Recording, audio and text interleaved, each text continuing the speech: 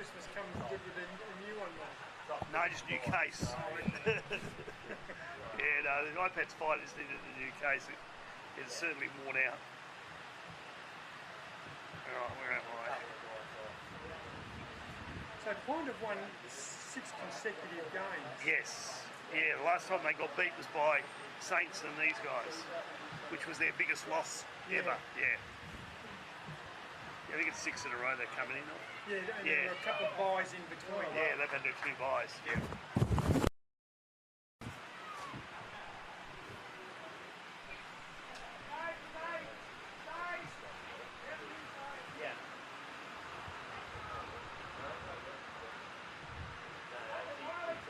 And the revelation has really been shifting Stephen Motlop down back. He's just unbelievable.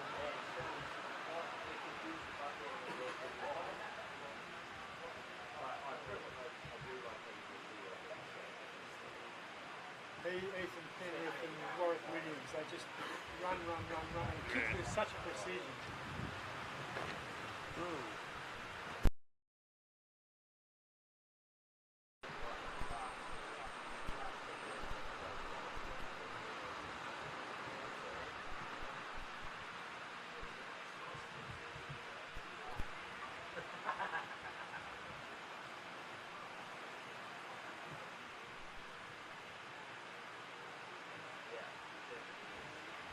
So who's impressed you, mate? Who's going to win the premiership? Jesus, you could put a blanket over all of them, couldn't you, on their day? I've seen Nightcliff play really well. I've seen them play horrible. I've seen Southern Districts play really, really well. I've seen them horrible. The game of the round was the one that broadcast by myself, Waratah and Southern Districts. That could have been a grand final. I mean, I just got a sneaking suspicion they're the two, but it's really going to be, it really probably will end up where the final 5 ends up. Yeah. I know that Shannon doesn't want to finish on top.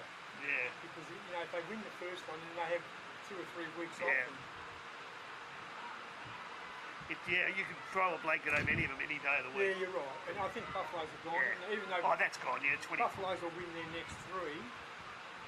But yeah, Pint's got, was it Pint I looked at? They had a really tough run home. I think they're going to play every side in the 5 on the way home.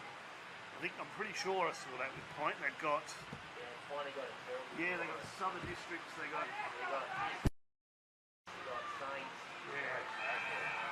Yeah, they look. Darwin will win their next 3, won't they? Yeah. And Norbuilt, they've got 4 of the top 5. Right, yeah. St. Mary's got a reasonably tough one home too.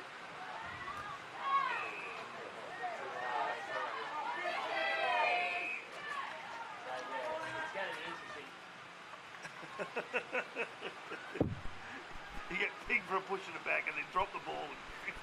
If all 50s were that clear and obvious. You just know it's not your day, don't you? Yeah.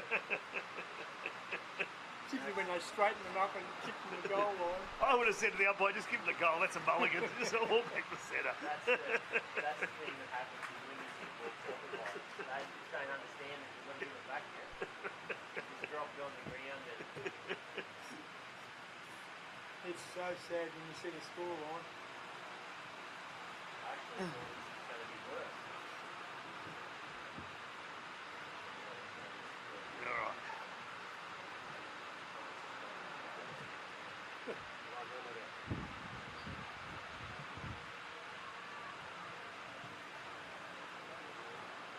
That's all that's set up.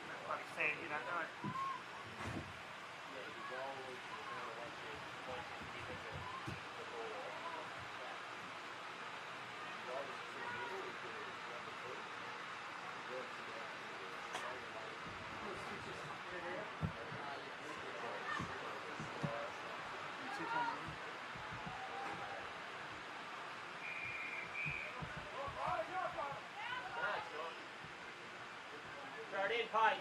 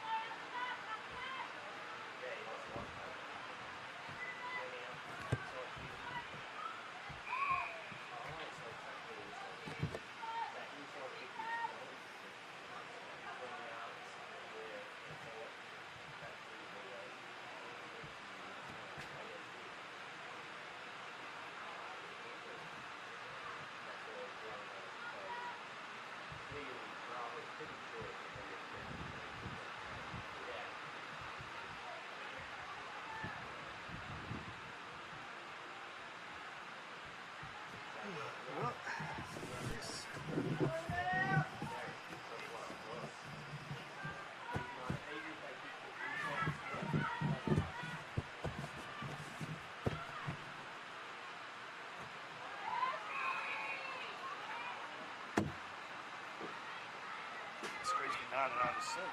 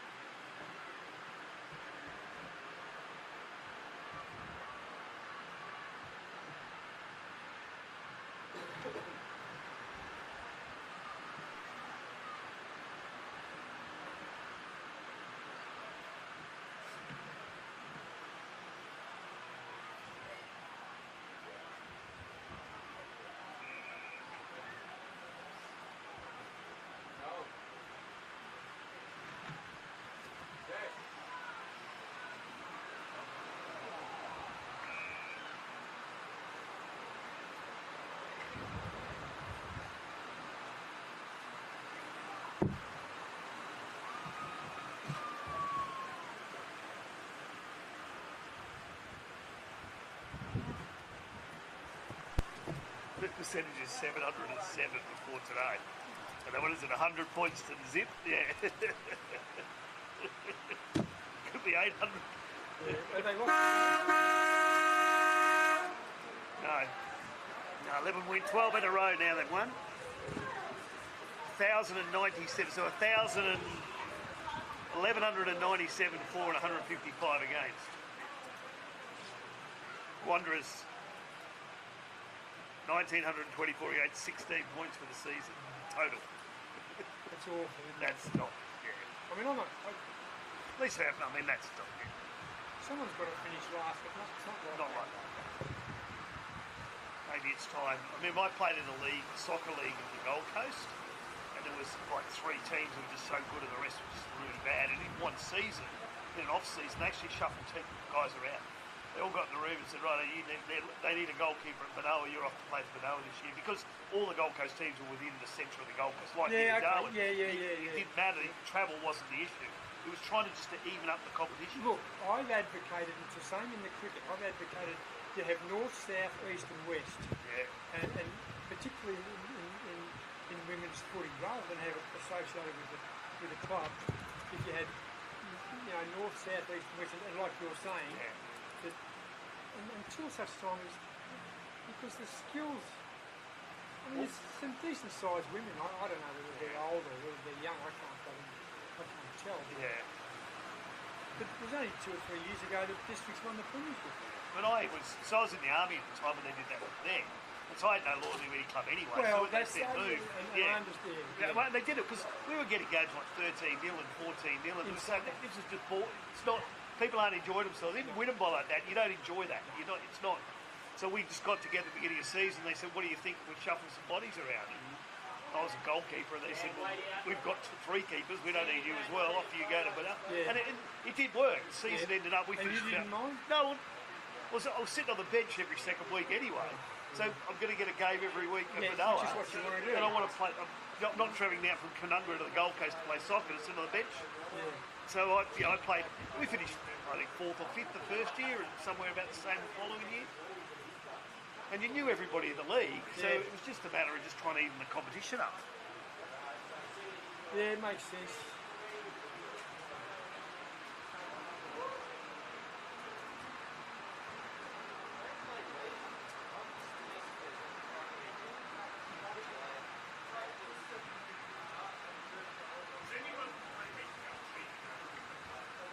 Then again, we've got a problem in the men's as well. We've got 2 or 3 sides of the men's that are usually.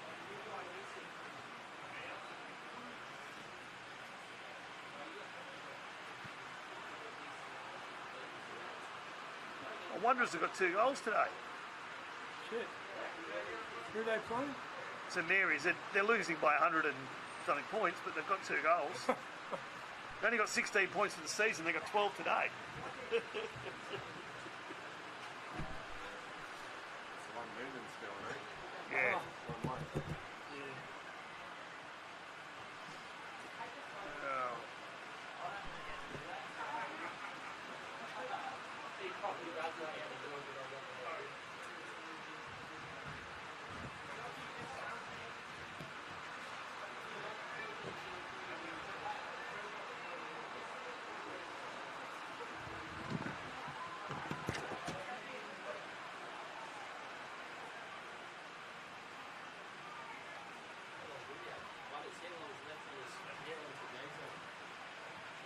20 minutes.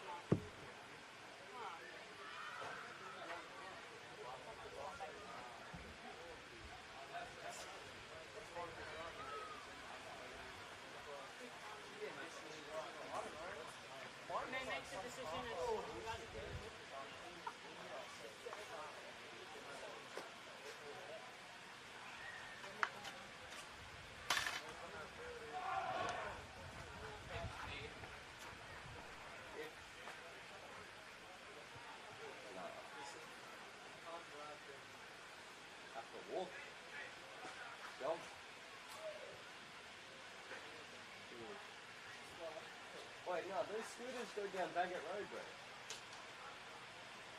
Do they? Yeah. How much? Like $50. An umpire escort. No, they know where the middle of the ground is. We just called them. Yeah.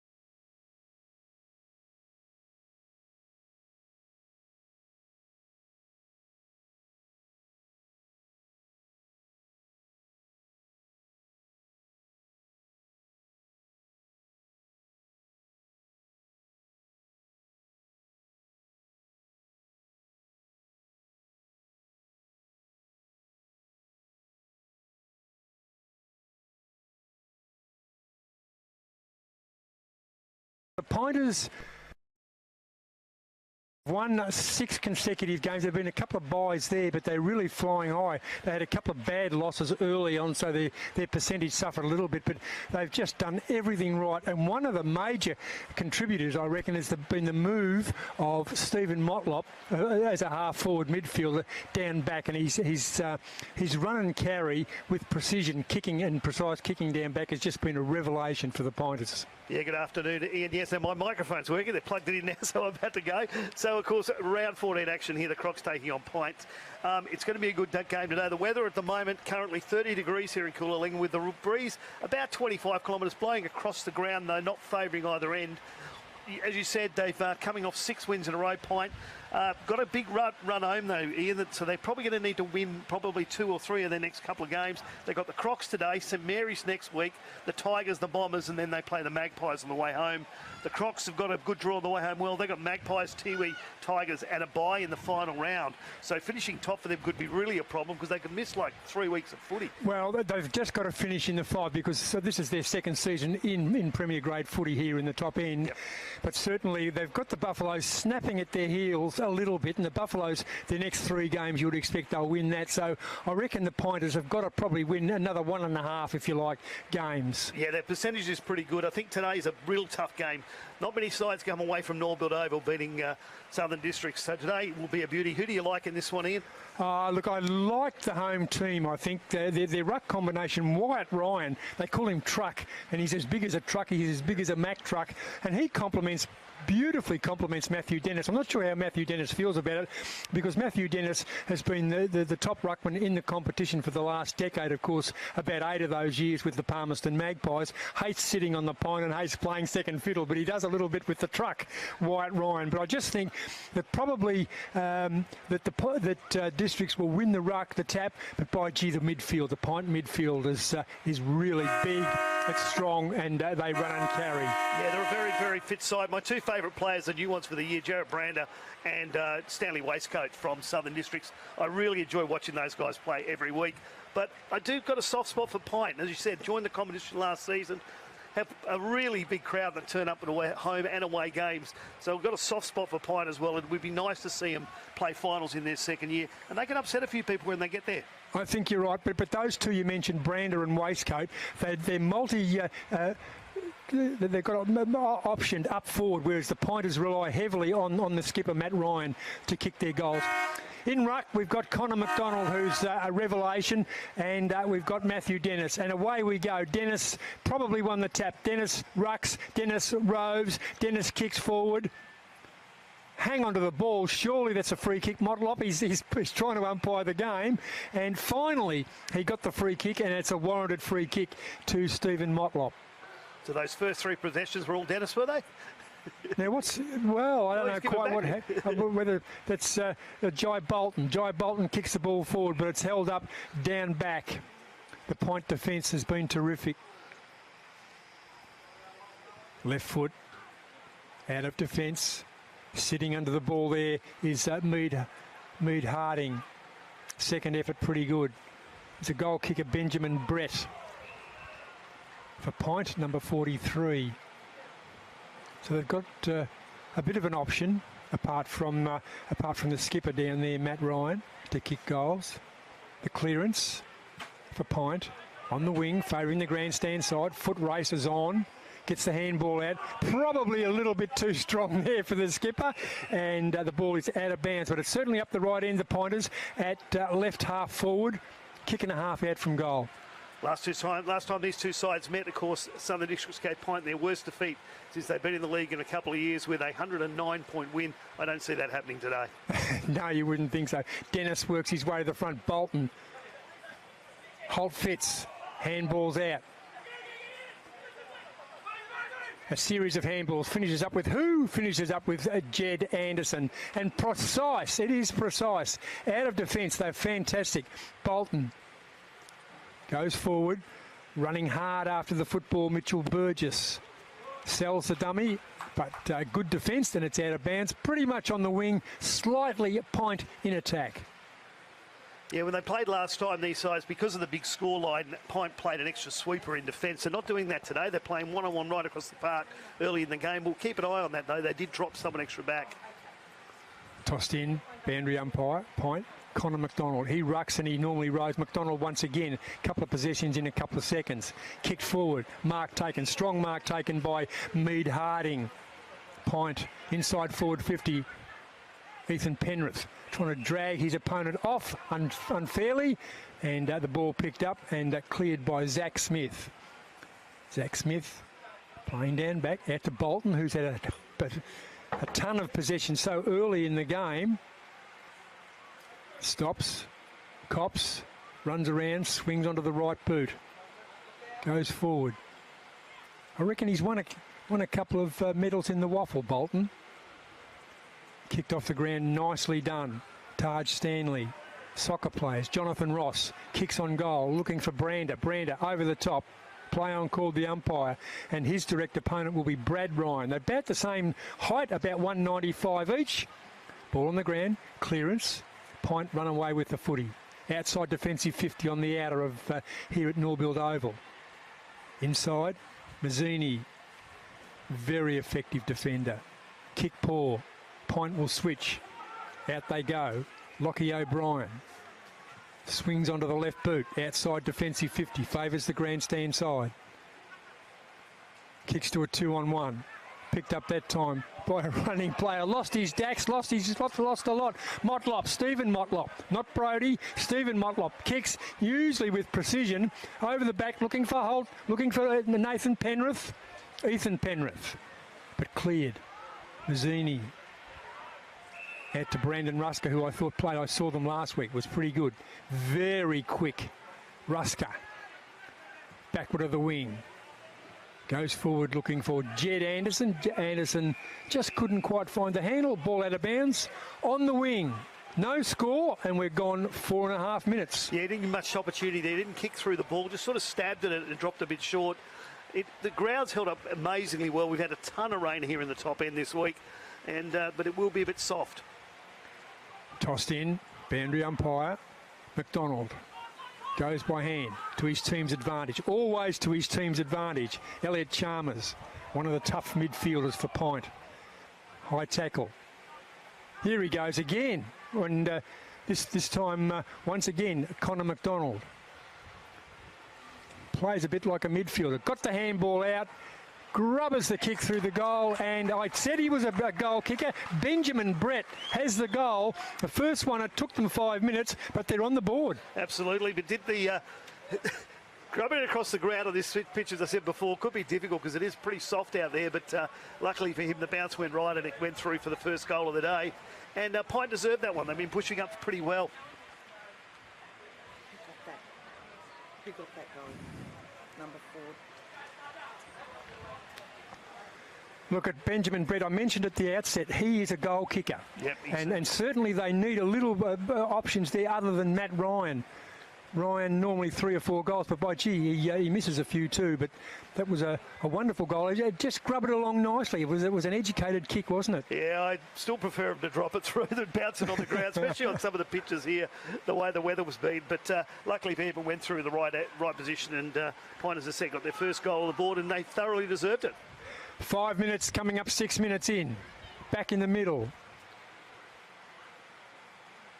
Ball tapped forward, hanging on. Player Kelfell, one of the tough midfielders. They work hard in the midfield, the Pointers. They're no pushover, I can tell you that. Probably ball. Schwarz gets it out to Barry. Barry pushes off an opponent, swings onto the left foot, and Dom Barry. Was it Dom Barry? Dylan Barry. What's going on here? They're going to bring the ball back, I reckon. And bring it back a long, long way. Yeah, it's a long way. So Dylan Barry it was, but it doesn't count. So they didn't only bring it back away, they brought it back another 50, 60, 70 metres on top of that, because that's gone from the 50 metre that end. So I reckon it's 250s there they've just paid. Because that's gone from one end of the ground inside the 50 to nearly the inside the 50 this end of the ground. So you would expect that Barry played on and it wasn't his free kick. That's 1, and probably someone said something. That's yep. 2. Ball goes forward. Big Matty Dennis touches the ball through. A rush behind. And the Pointers, once again, 1-1. Yeah, I think that's what happened there. Is the umpires allowed the 50, and then someone must have said something, and he said, "Well, let's go for another ball." We assume that's what happened, yep. The clearance comes from down back. Lovely kick forward. Bit hard to see who's got that, but I reckon it's Districts. Inside they go. Stanley swings onto the right boot. Over the back, Brander pushed his opponent under the football. Clever play by him. But big Brad Ryan, or tall Brad Ryan, who's Brander's direct opponent, the defender's best friend, knocks the ball out of bounds. A better kick out from Southern Districts goal. Districts failed to bother the scoreboard at the moment after 7.5 minutes in. PINT 117. Benjamin Brett kicked the goal. Tossed in boundary umpire. In front, Matthew Dennis down there. PINT needed to defend. Motlop does just that. Kick in the air. Warwick Williams, been a revelation. Moved across from Wanderers. And there's the skipper. He's got a couple of crocodiles nibbling at him. And he's got the free kick for the high tackle. Onto the left foot. Kicks it into McDonald. McDonald's had a mountain of possession already. He's the ruckman. Kicks it forward. Nicely done. Palmer pulls the ball back, but over the back. No contest. Short kick forward. Matt Ryan. This time to Barry. Barry, Dylan Barry, not Dom Barry, Dylan Barry. And a lovely mark. It's your man, it's Brander. Too far out. Kicks on goal, but a lovely kick. It was a lovely kick, wasn't it? Yeah, it was. And we're on here, and a man who has been a revelation. There's lots of revelations playing, but Matthew Johnson's certainly been a revelation in the midfield for Southern Districts, directly in front, and could kick it backwards and still kick a goal, I reckon. Yeah, I think a good opportunity here to get their first score on the board. Hopefully a major. And it's a shock, an absolute painter and docker, but they're on the board. So they are on the board, but that was awful. Looked like an Adelaide check side kick there. He's put directly in front. I don't know what it did. Yeah. Didn't move properly at all in the air, did it? Ryan to bring the ball back. Got a big job. That's an understatement. He's picking up Brander, one-on-one. Ryan, long kick out of defence, favours the outer. Mazzini. Someone's kicked the ball off the ground, and they're all saying, deliberate, deliberate, deliberate, and the umpire agrees. Yeah, from a long way out, the umpire agreed on that one. As soon as he kicked it, he went, he's pinged, and that's exactly what happened. Now, this might be Barry once again. Dylan Barry kicks it in nicely, does it beautifully. Lays the ball off. Kick toward the goal. Up they fly. Brander in front. Ball on the ground, in disputes, not Brander. Picked up that time by Matthew Dennis. Dennis kicks on the ball, kicks it toward Brander, but at least it's up the right end of the ground for the Crocodiles. They are on the board, they are one behind. PINT 117. The goal kicker for the Pointers, Benjamin Brett. So we're halfway through the first quarter. Good crowd in here again today. It's the Points certainly bring a few supporters with them, and a great place we're sitting. We're pretty much in the middle of the crowd. It's great. It is terrific. Ball to be tossed in by the boundary umpire. We can see the right hand behind post there. In front. Picked up out of the ruck. Kick in toward the Jonathan Ross, and Ross is pushed out of bounds. Brad Ryan tosses at the boundary umpire. Take two. Yeah, Ross did well there. If he'd have taken that ball, he'd just been taken over the boundary line, so he thought he'd let it just bounce by itself. He had nowhere to go, did he? No. So Matthew Dennis in front. High tackle, it looked like in there. The field umpire standing around, but there's another field umpire in there. And to pass the ball back, Bo Schwarz. Dennis has won the tap. Throwing themselves in the PINT defence. Got to work overtime. Fresh air shot. Picked up, kicked across his body, and the mark taken deep in defence by Ryan. Brander will have to come back a little bit. Brad Ryan had the better of Brander, but it's only 11 minutes in. Kicks it forward, kicks it nicely. Harrison Marr, one of the defenders for the Pointers. Marr will go onto the left foot. He does. Kicks outside defensive 50. Picks up a teammate out there in Nolan, Nathan Nolan. Nolan goes inside by hand. Ethan Penrith. Penrith kicks it forward, and a lovely kick and a nice mark taken. That was a good forward movement. Inside defensive 50, just left of centre, so it'll suit the right footer.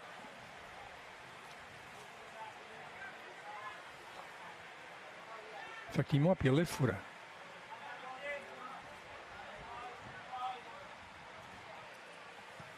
Here's the left footer, kicks on goal and does it beautifully. That's Harry McKimmie. So the first 2 goals on the board to PINT, which is exactly what they wanted. 2-1-13 to 1 behind the Southern Districts. 12.5 minutes into the first quarter here at Norbuilt Oval. And Ian, PINT showing some pace off the ground right from the word go. Look, they are, and they've just been terrific down back with Brad Ryan. 1-on-1 there, good contest with Jared Brander. If he hasn't got it, he's marked it, and he gets it out to his teammates, and it's just been terrific. And with the weather we've had in the top end, some rain could come in the second half here today, so all these goals are even more valuable, the early ones in this first half. Bit dark to the left of screen at the moment. Not expecting any rain for this quarter, but coming later in the game we might. Here we go, in the middle, there's the truck. Right, or Wyatt Ryan, number 15. Anderson, that's his 3rd possession. Done all right. Kicks it forward. Brad Ryan in front. Got Matthew Dennis to beat, and the boundary line saves him.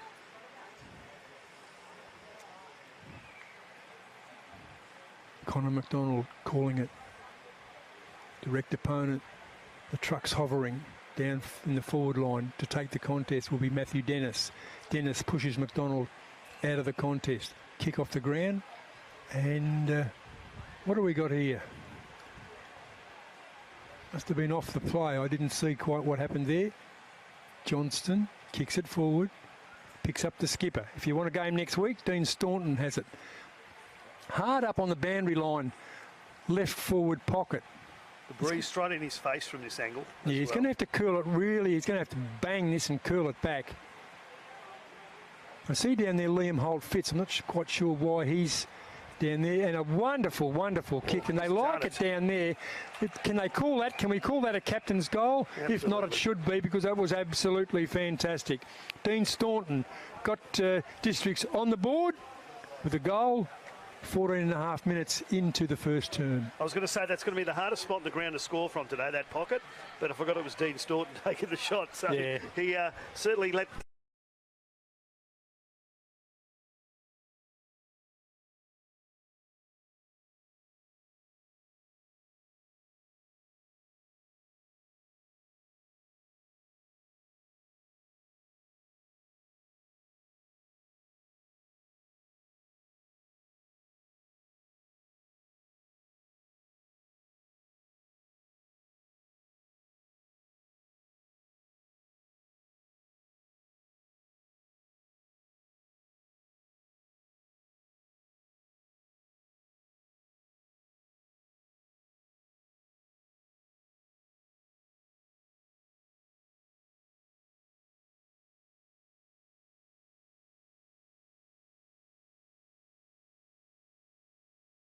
Will take his turn when it's needed.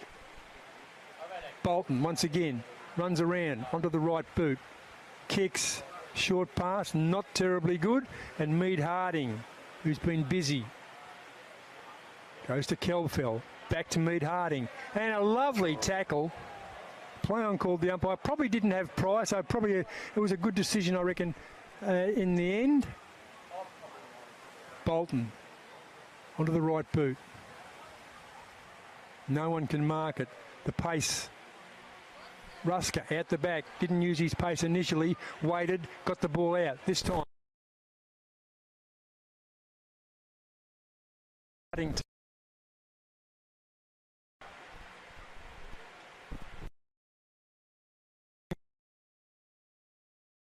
Again. Left. Over the back. To the and to who? To Bolton. Bolton's had at least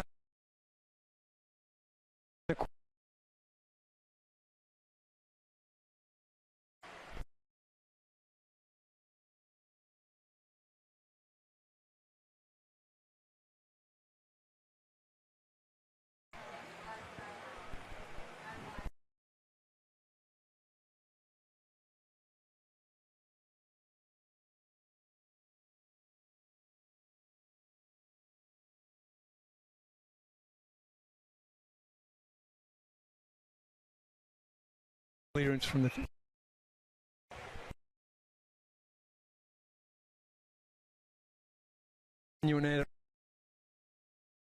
Guys had their arms in the air, but there was definitely a genuine out of bounds there. Yep. He was just trying to kick it forward, and it's got caught in that breeze. It's getting stronger and stronger across the ground, which is understandable why the ball's been over that side for a while. But they're 2 kicks away from the goal, the Pointers, over the back. McDonald knocks it forward to his team's advantage. That wasn't out of bounds on the full, but now they're only a kick away from the major scoring area. Point deep in attack.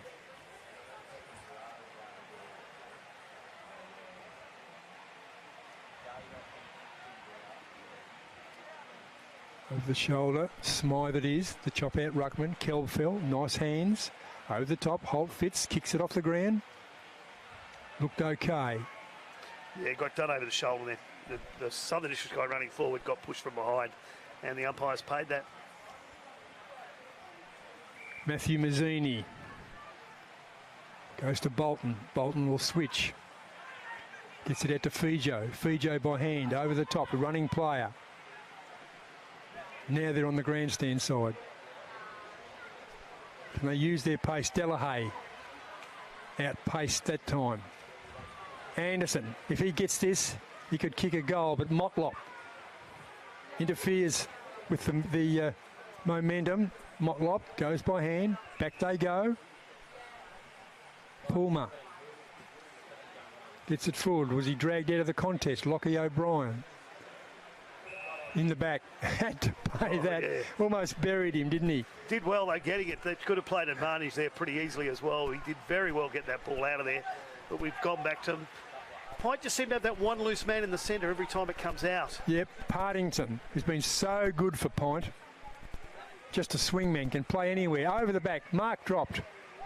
Goes by hand, kick off the ground, and I reckon that might be Ethan Penrith.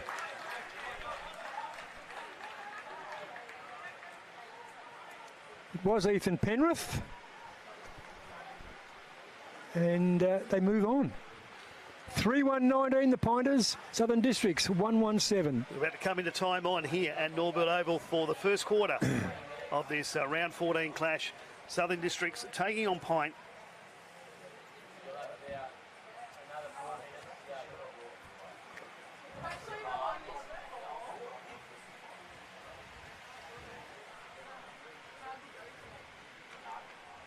Just got to make the most of their opportunities, both teams, when it gets up forward, because the defences are on top early in the game. As you said, just ticked into time on.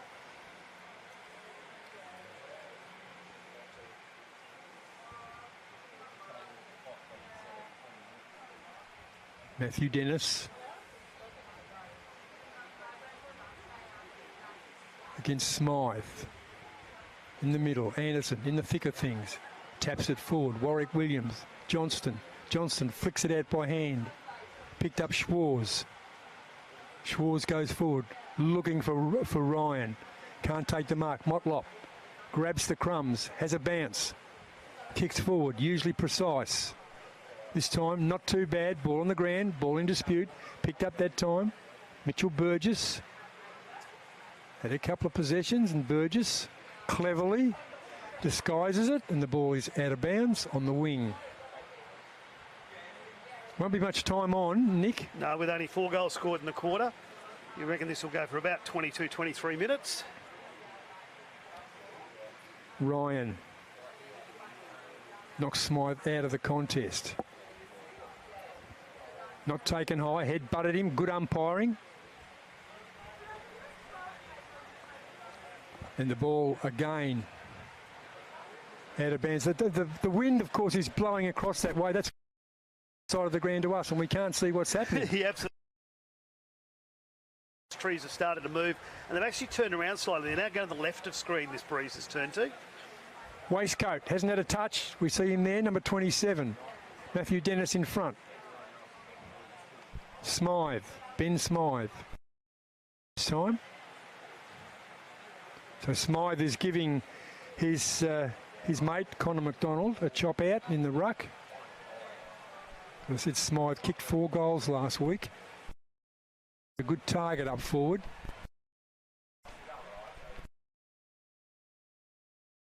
To it. Running in. Hard. Over the back.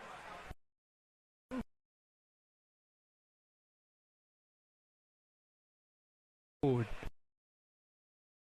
The mark. Ryan. Kicks it outside defensive 50. Smythe.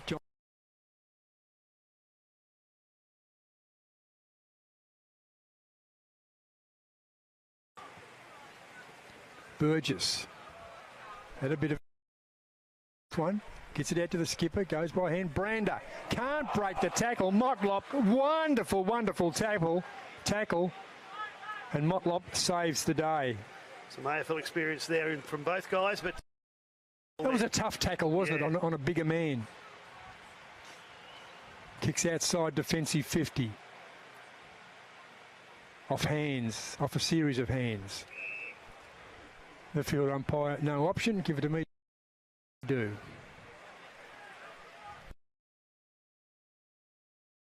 It's over the top, gets it out.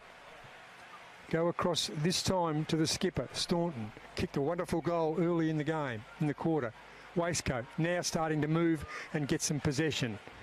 Terrific tackle, Anderson. Clever tackle. Held the arm as he was going for the handball. 24 minutes in, 19 plays 7. 2-goal lead. Ryan knocks the ball down. The point defence up to the task. Warwick Williams runs his full measure, busts the tackle, gets the ball out. That was the siren. And at quarter time,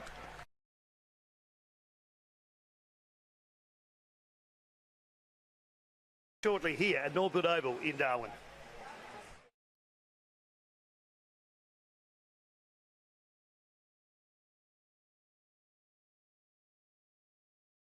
Kazali's Palmerston Club. Come and check out our cafe, open 7 days a week. Our kids club is open Wednesday to Sunday nights, including weekend lunchtime. Enjoy hot meals with nightly specials at the bistro or cold drinks at the sports bar.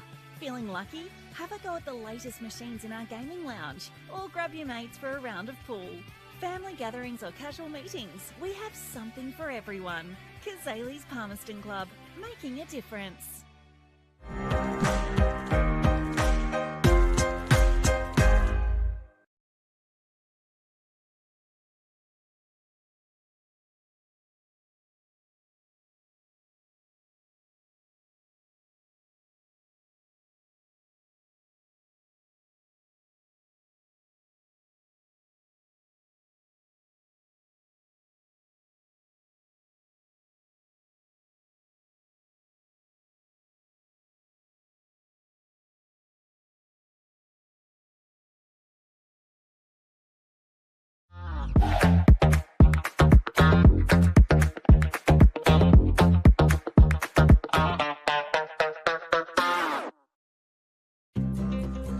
Love exploring the territory?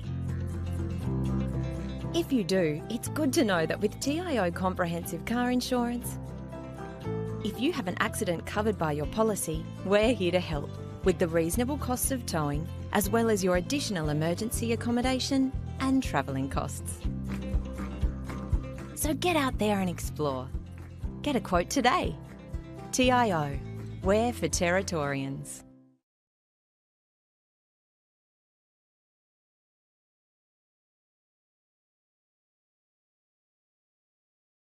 Process. And a bit of constructive talk. You know, I know it's hard, you know, we've been all from the same footy club, but we've come together for this. Show that passion in the MC Guernsey, get in their face.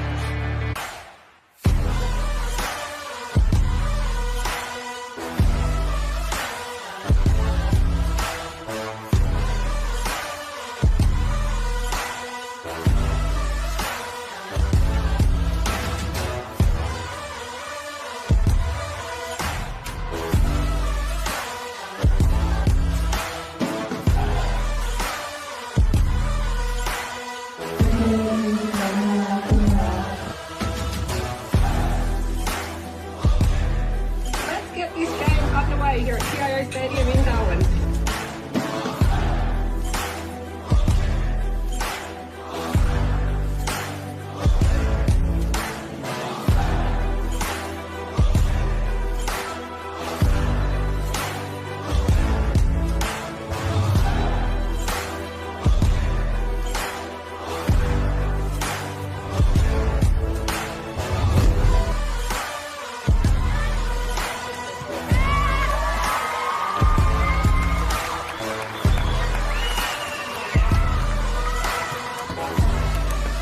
Played their hearts out, and obviously it's not what we play 6-6-6 and 7 on the bench, so it was a little bit different. But you know what, we can't ask for anything more. The girls put their bodies on the line, and they went in and they went hard, and you know, some of it was unrewarded, but that's footy.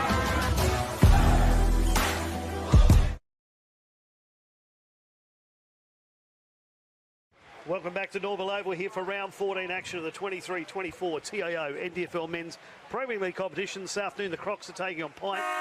My name is Nick Danks. I'm joined by my commentary partner this afternoon, Ian Butterworth. Ian, your thoughts on the first quarter? Well, PINT lead by 12 points, and probably that's just about it. PINT had some very, very good players. I reckon Andrew Mead-Harding, Brad Ryan down back was terrific. Harrison Marr also down back, and Connor McDonald in the ruck. He's a bit of a revelation, and probably some of the better players for Southern Districts. Matthew Johnson on the ball. Jed Anderson's had a bit of it. Mitchell Burgess down back, and Jai Bolton's had a mountain of possession. But 12-point lead to the Pointers.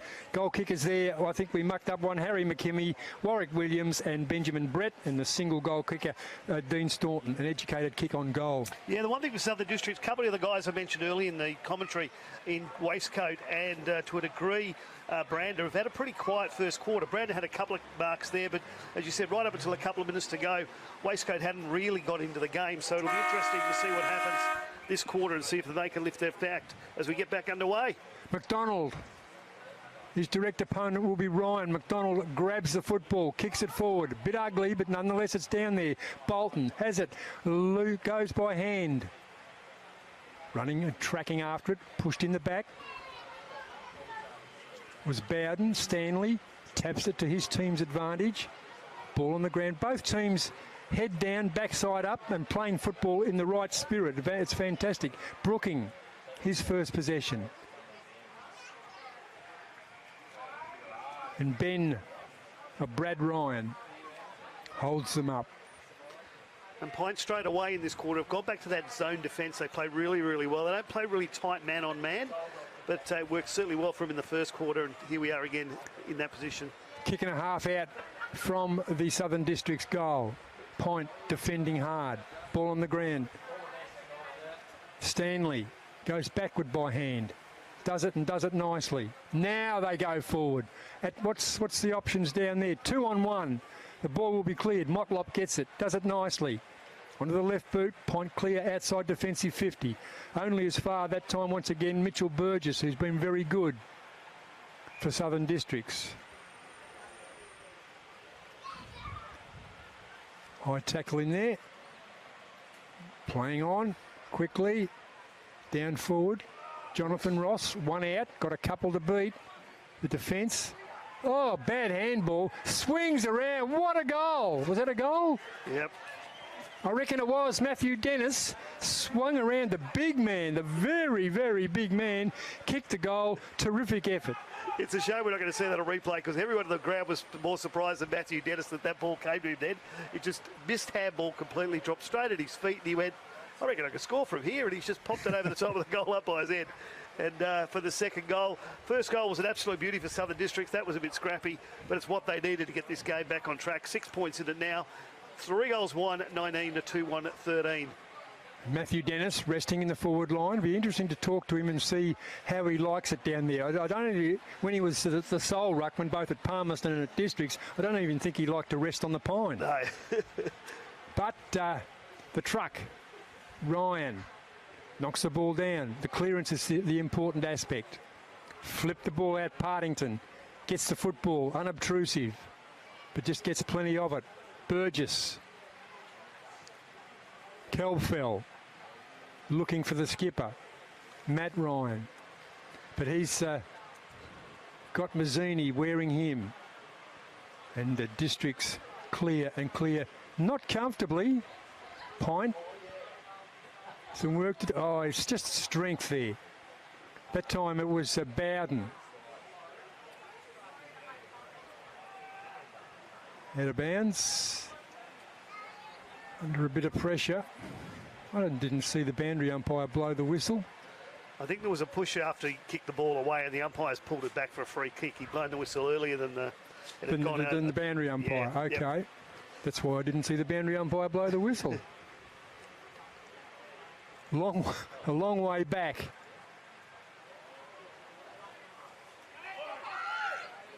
On the wing, probably. Some young kid about to run onto the ground then. He's about 3 years old. Wants a kick. Matthew Dennis takes the mark, the strong mark. What a goal he kicked earlier. Dennis, long bomb forward.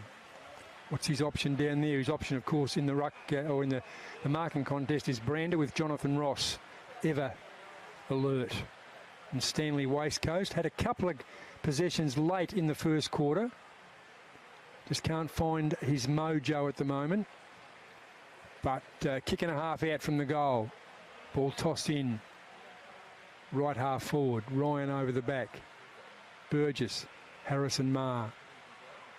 He's a left footer. Where's he going to go? Long. Outside defensive 50. Why not? In front. Couldn't take the mark. Mazzini over the back. Second effort very good. Again. Burgess. He's nearly been the District's best player. McDonald.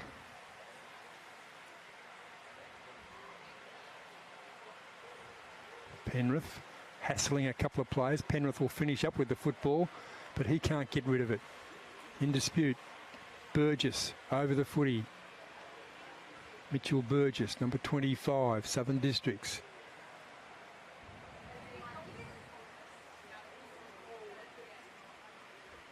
Wyatt Ryan on the tap with his left.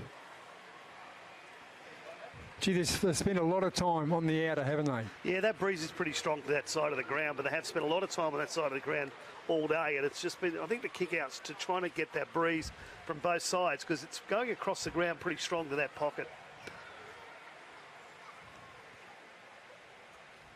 I like the way this boundary umpire goes.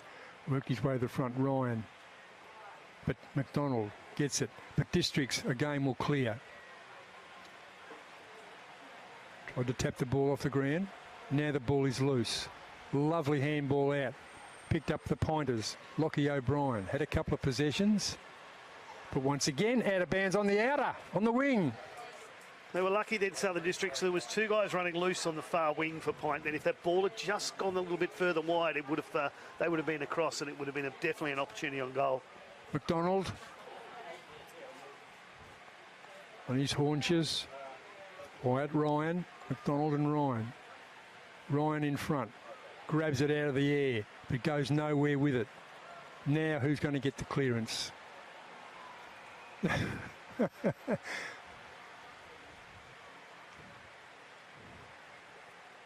The hands are up.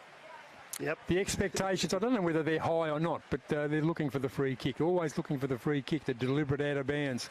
Not a bad law, but it causes a lot of angst for players. Bowden can't get rid of it. Slung off the football and threw it away. He had 3 opportunities then. He threw that ball, dropped it, or kicking in Yeah, danger. well, he did. One of the 3. Yeah, you're quite right. He had ample opportunity, didn't he? He had Pryor and lots of more Pryor. Running hard through it, Mitchell Burgess. We've called him often. The skipper gets it out. Truck.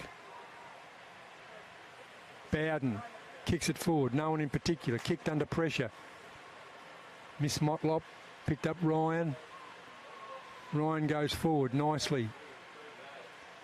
Oof. Warwick Williams slips over, taps it out cleverly. Brooking over the football, can't get it. Staunton burrowing in and under. Never takes a backward step. Dean Staunton That's why he's the skipper. And that showed by the ground. He's really soft underneath because the amount of rain we've had this week. He lost his footing pretty quickly. The umpire's called holding the man. Yes, good free kick, and Wyatt Ryan at centre half back will clear. Does it nicely. Out they go, onto the left foot. That's a poor kick. Did not find the target at all. And Jonathan Ross unceremoniously pushes his opponent, or an opponent, out of bounds. No damage done. Warwick Williams having a well-earned rest. Ball to be tossed in by the boundary umpire.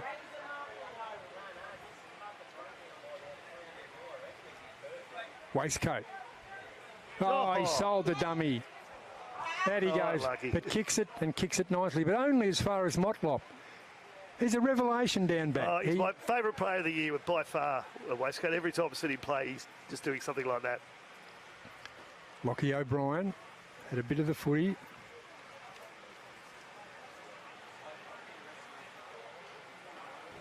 Once again, out of bounds, on the wing, on the far side. Here at Norbuilt Oval. PINT 3-1-19, leading Southern Districts by the solitary goal, 2-1-13. And we're 9 minutes into Q2. McDonald and Dennis. Dennis eases his way to the front. But, surprise, surprise, Nick, it's out of bounds again on the far wing. He's been out there a few times this quarter, but of course no time on for that, so it'll just shorten it up as well. But at the moment, it's been about where I thought the game would be. It's pretty, apart from that one that's just dropped at Matthew Dennis's foot earlier on, it's been pretty tight in the middle. Dennis starting to assert a little bit of authority, but Connor McDonald, ever alert, swings onto the right boot, goes forward. A big fist there from Mazzini. Anderson, been a little bit quiet, had a couple of possessions. Districts go forward. Motlop. Motlop somehow, fortuitously or deliberately, not sure, but the mark taken, and PINT in with a chance here, left of centre. And the right footer. He's going to have to aim this one at the right-hand post, a fair way over actually, probably just a little bit to the right. So this time it is Ethan Penrith. Yep. The Warwick Williams look-alike, or is Warwick Williams the Ethan Penrith look-alike? We'll have to work that out. Well, Williams is on the bench here, so we're right here with Penrith kicks on goal, kicks pretty straight. Ball didn't quite make the distance. It looked like a high tackle there, or was it an act? Ball on the ground, in dispute. Picked up that time, kicked across his body with the left foot, and it's Lockie O'Brien who's been busy. Got the goal. Much needed goal for the Pointers. They've worked. That's their first goal. 10.5 minutes in. Yeah, that settled him down. It's back. Here's your man. Gets it out to the skipper. The skipper kicks toward Brander. Brander in front of his opponent. Flips it back cleverly. Good tackle in there. Bolton. And what's he going to do? The umpire said, give it to me. Yeah, no decision in that one. A good decision by the umpire, because there wasn't really much either of them could do with that. No, there was no real prior. So a good decision. McDonald taps it forward, out of bounds, but within kicking distance. Districts need the next one. Brander, goalless. His direct opponent at this stage is Tom Gayden.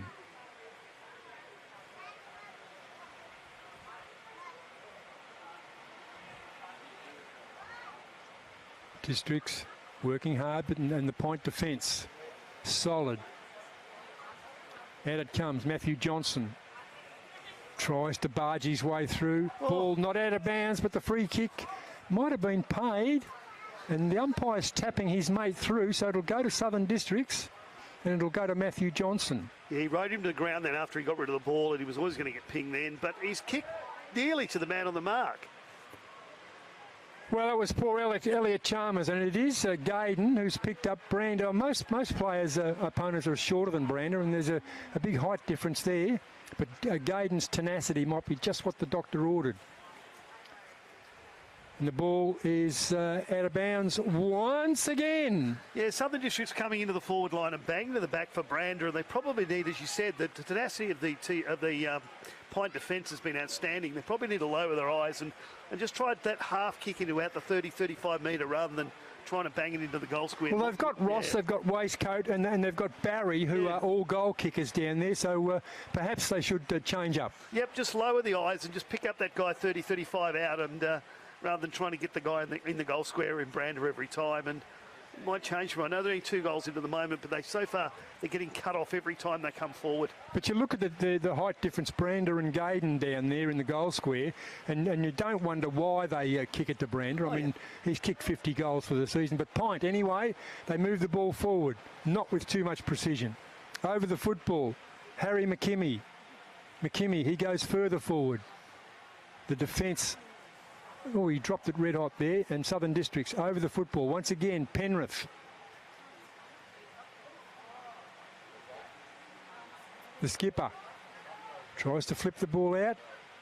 Gee whiz, it's hard to get a possession down there, isn't it? Jed Anderson, this will be precise. Anderson kicks long and kicks not in hope because he picks out the man of the moment, Matthew Dennis. Dennis goes further forward, picks up Barry.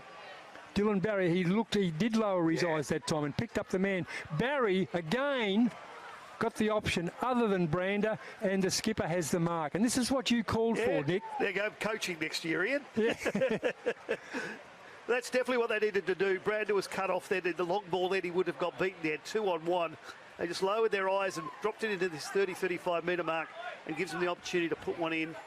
Can Staunton do it again? Can Staunton do it again? Can he ever? Not quite the angle of his goal in the first term, but that's his second. He becomes the first multiple goal scorer, and the home team just keeps in touch. Absolutely, and that's exactly what I asked for about a few minutes before. It's just lower the eyes, look for that guy just short of goals, and if you're going to do it, you might as well do it to the captain. They're listening into you. Absolutely. Yeah. The goal umpire did not move apart from look over the top of his head. And we're back into 3-1-19 to 4-1-25, 6 points in it, 16-minute mark of the second quarter, with the wind going across the ground, so he was kicking with a slight bit of a breeze in his back there as well. Not an easy kick. Yep, good one for Staunton, as you said, only multiple goal kicker today. Umpire just checking the 666. Matthew Dennis, we see him, number 21. His opponent will be Connor McDonald, I am sure. It is. Dennis gets it nicely. Gets it down to Johnson, who's been terrific. Matthew Johnston. I reckon Matthew Dennis has probably been the premier ruckman on the ground at the moment. Motlop in the Johnston direction. Another kick forward. PINT go forward. Harry Marr onto the familiar left foot. Out of bounds. Lots and lots of them, all on the outer. Yeah, it's been not believing this big crowd in here today. You can't see them on TV, but on the other side of where the grandstand is, it's pretty well seated, standing room only. It's a decent-sized crowd in there at the moment. And the ball's on the other side of the ground for 90% of the game. Ball in dispute. Anderson, nose over the footy, can't find the handle, kicks it forward. Mark taken by the skipper, Matt Ryan. Long bomb forward. He's looking for Penrith. Nice clearance. Nice series of handball and a good clearance. Zach Smith playing in defence. Anderson. Switch. Looking for Ross and finds Jonathan Ross. Ross will swing around onto the right boot. Where's Brander? Brander and Gaydon. Brander over the top. Brander's extra height that time. One out. Yep. Picked him one out, and that's okay. On the angle. Left of centre. Brander's kick. Across the face of goal. Was it out on the full? It was out on the full. No, he's got to use that same football. It's only if it's a score that you can use the spare footy. Yep. So he's got to get the one that's over the fence a long, long way away. There's a rule change for the season. Now the ball's right next to the goal umpire. Yeah, but it's always been that way. It's only if it's a score that you can use the spare footy. So it's Brad Ryan, a tower of strength in defence. Ryan Left full back for PINT. The clearance.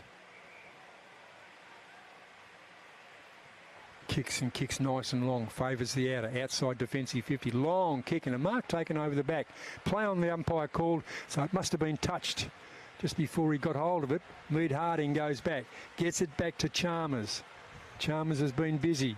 Gets it forward, over the top, Matthew Mazzini beats his opponent that time easily. Gets it forward, Wyatt Ryan will go inside. Telegraphed his handball, but why not? Gets it to the mighty Jed Anderson, and Anderson goes to the mighty, equally mighty Jai Bolton. Bolton hard up on the boundary line. Brander runs out. Brander and Gaydon. Brander over again. 1 tap, 2 taps. Not enough, certainly. Good umpiring. Play on. Gaydon just put enough pressure on. And a strong, strong mark.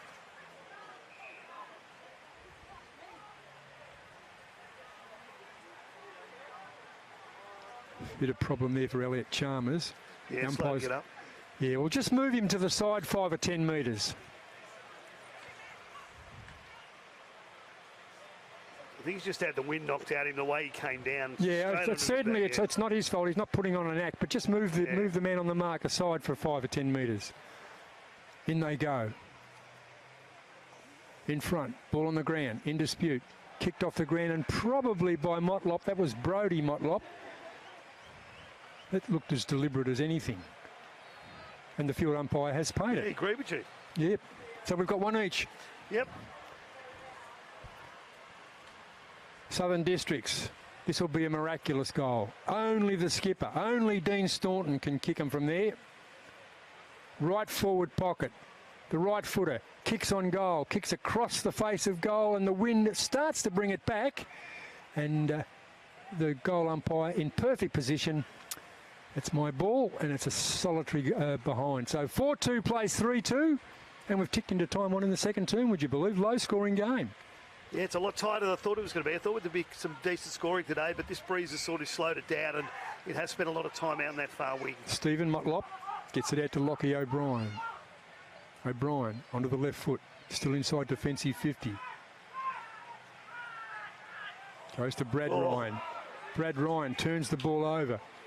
Matthew Dennis swings onto the right boot in the Brander direction. Once again, didn't lower the eyes. Brander, they say. Brander. Brander does get it. Kicks forward, running into an open goal. And that time, that will be Dylan Barry. He's got one.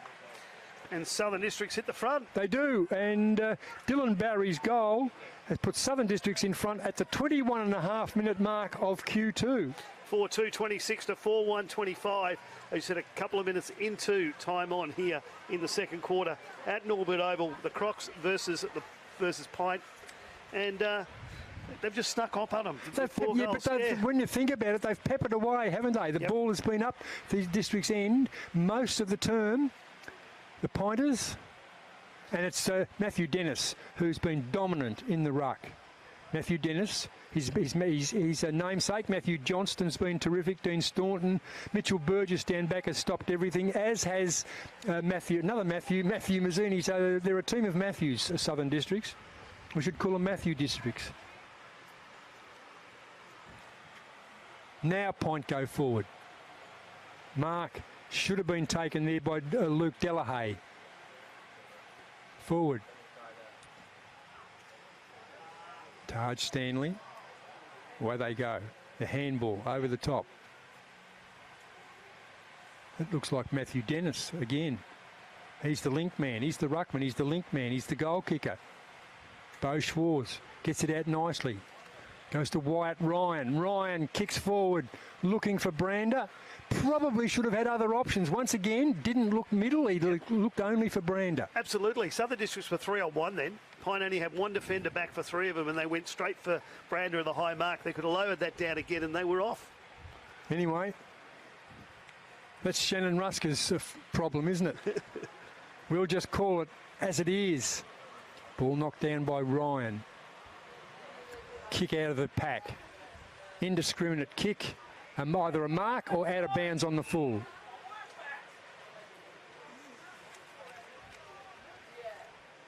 They are brander conscious, there's no doubt about that. Short kick, still inside defensive 50, that's okay. Motlop looking for the handball. Kicks it across, nicely done. Now they're away, the Pointers. Forward they go, Nathan Nolan. Nolan gets it forward further. Ethan Smith goes by hand.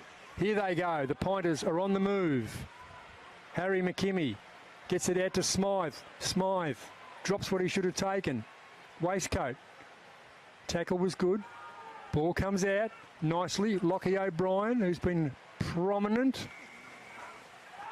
But it's at the right end of the ground, and unusually, it hasn't been down there too often. Zach, Nick, and there's the siren. It is, in fact, half-time, and the Pointers, they are in front by the solitary.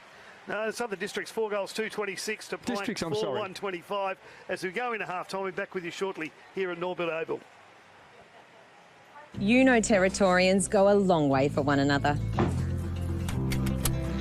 So it's good to know that with TIO Comprehensive Car Insurance, if you have an accident covered by your policy, we are here to help with the reasonable costs of towing, as well as your additional emergency accommodation and travelling expenses.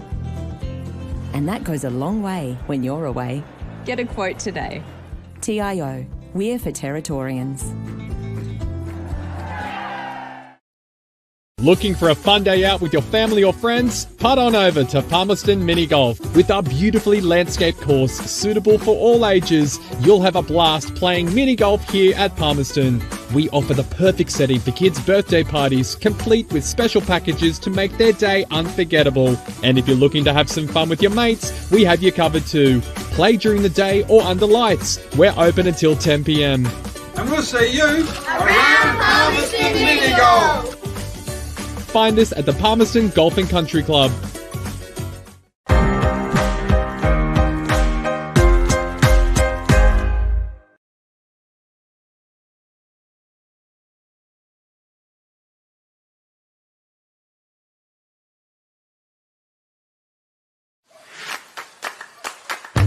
So we're here on a Friday night for our NAB AFL Auskick, where we run a girls only option and the kids are pumped, ready to rock and roll and have some fun with the footy. We signed our daughter up for Auskick because her big brother did Auskick last year and she just loves it. I thought signing her up for a girls only group would be a great chance for her to kind of be with some friends in a comfortable environment. The thing about a girls only team that I think Zoe really enjoys is that she gets to run around with like-minded girls. They get distracted, they do cartwheels, they hold hands, they sing. It just makes it a bit more of a fun experience. I like Auskick because I get to play with my sister.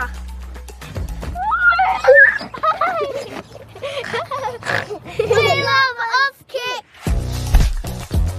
A number of parents have asked if their daughter has to be in your girls group, and they don't. There will be some girls that will naturally just gravitate to brothers or cousins and join the boys group and have just as much fun if it were to be single sex. So yeah, there's definitely options there every Friday night. My girls just love interacting with the other girls here. They love kicking a footy, they love learning the skills, and they love the hot dog at the end. I love joining in with my girls. I actually can't help myself, and I love to see the skills not only of my kids but of the other kids in their girls only group really developing over the clinic. Evie just loves playing the games, learning new things. She'll be doing it then for the rest of the weekend, doing her favourite kicks, telling us how many goals she kicked on Friday night. The best thing about Auskick is that it's really fun. It's lots of fun for them. Yeah!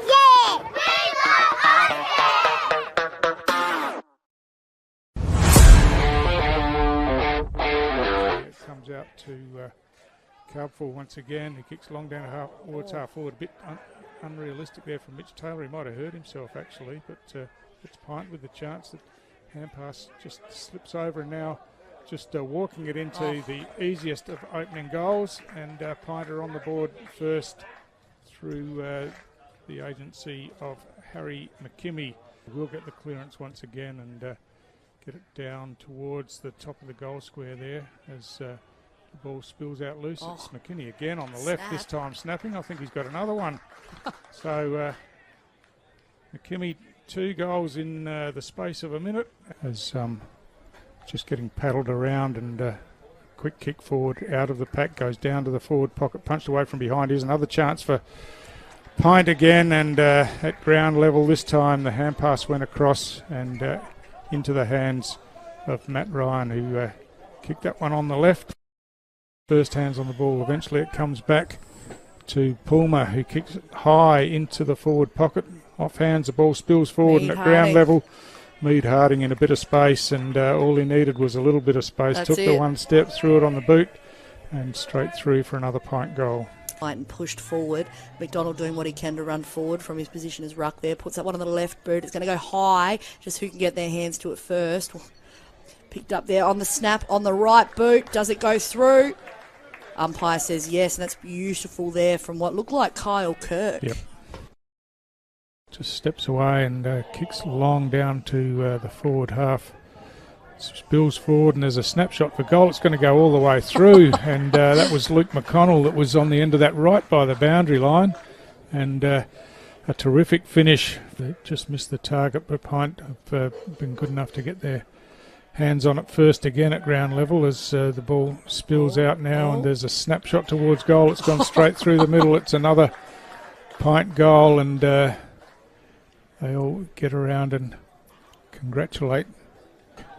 Taken down there by the recent goal kicker. Maloney gave it off to Williams running through, and he gets on the end of it now and gets himself on the scoreboard. So just too easy there for Pint, not on that outer side of the ground. It's a sharp angle. He's a left footer, of course. So we'll see if it... Kick towards goal. I think he might have snuck this one in. He has, and got goal umpire waiting for the all clear. Yep, got it now. So eventually the hand pass comes over the top to Partington, who snaps towards goal and falls short. The mark not paid as the hand pass is shovelled out, and they're still throwing it around close to the goal line. And now a quick kick towards goal. I think it is another goal, and I think it's Jacob Maloney once again. Forward, but it's turned over there by Wanderers. Dangerous across the face, but that is time and game here at Tracy Village Oval. Round 13 action. Wanderers, that's their home game, taking on Pint, but unfortunately Pint just proved that they're a powerhouse and put the rest of the competition on warning, if anything, today.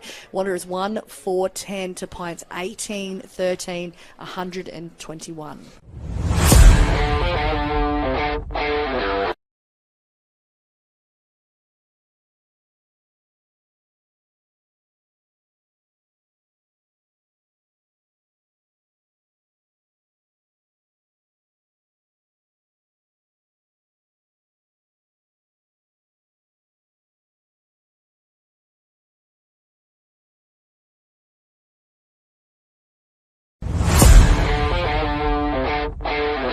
Exception as it's Tars building through Morris and delivers again inside forward 50, and Magro on the end of it this time. This was pipped to the post last year by Jackson Calder for the Dennis Dunn medal. Comes in here, the famed left boot goes high. Looked good. He's happy about it. Players are getting around him, and just like that, they're back on top. And the mark taken there by Tippermantameri, who kicks in, but Topo off the ground is going all the way through. Just out of nothing. Cheeky. That was Thaddeus Port Jimmy there, I think. A set shot there. Stanley, he's got a good boot on him, so who knows if this is what they might get through. It's a great kick. Great kick from Stanley Tipalura. We knew we were going to get it. They had no one on the goal line there. They were backing him in. It's a floater. Oh, he tries to mark it with one hand, but it carries on there. You got Kentilla running onto it. He runs onto it. He pushes it forward there. He's got space and he's got time. Yes. He can put it through. He does. Listen to him. He's up and about. Look at the celebration. But good intercept mark taken by Thompson. Oh, it's a looping hand pass that's chopped off by Dwayne Karanua. But, gee, that wasn't a good disposal across the back half there. He's got Morris in a bit of space. Morris chips over onto the edge of the cricket pitch area there, and then receives back, kept running and delivers inside forward 50. And guess what? Magro's on the end of another diving mark inside forward 50. As he does, he'll opt for the famed left boot here. Comes in, charges, booming kick. Has he got it? Yeah, he's He happy has. with it. You can see that he's standing outside the 50 line there. It's in safe hands there of Kurt Dunn.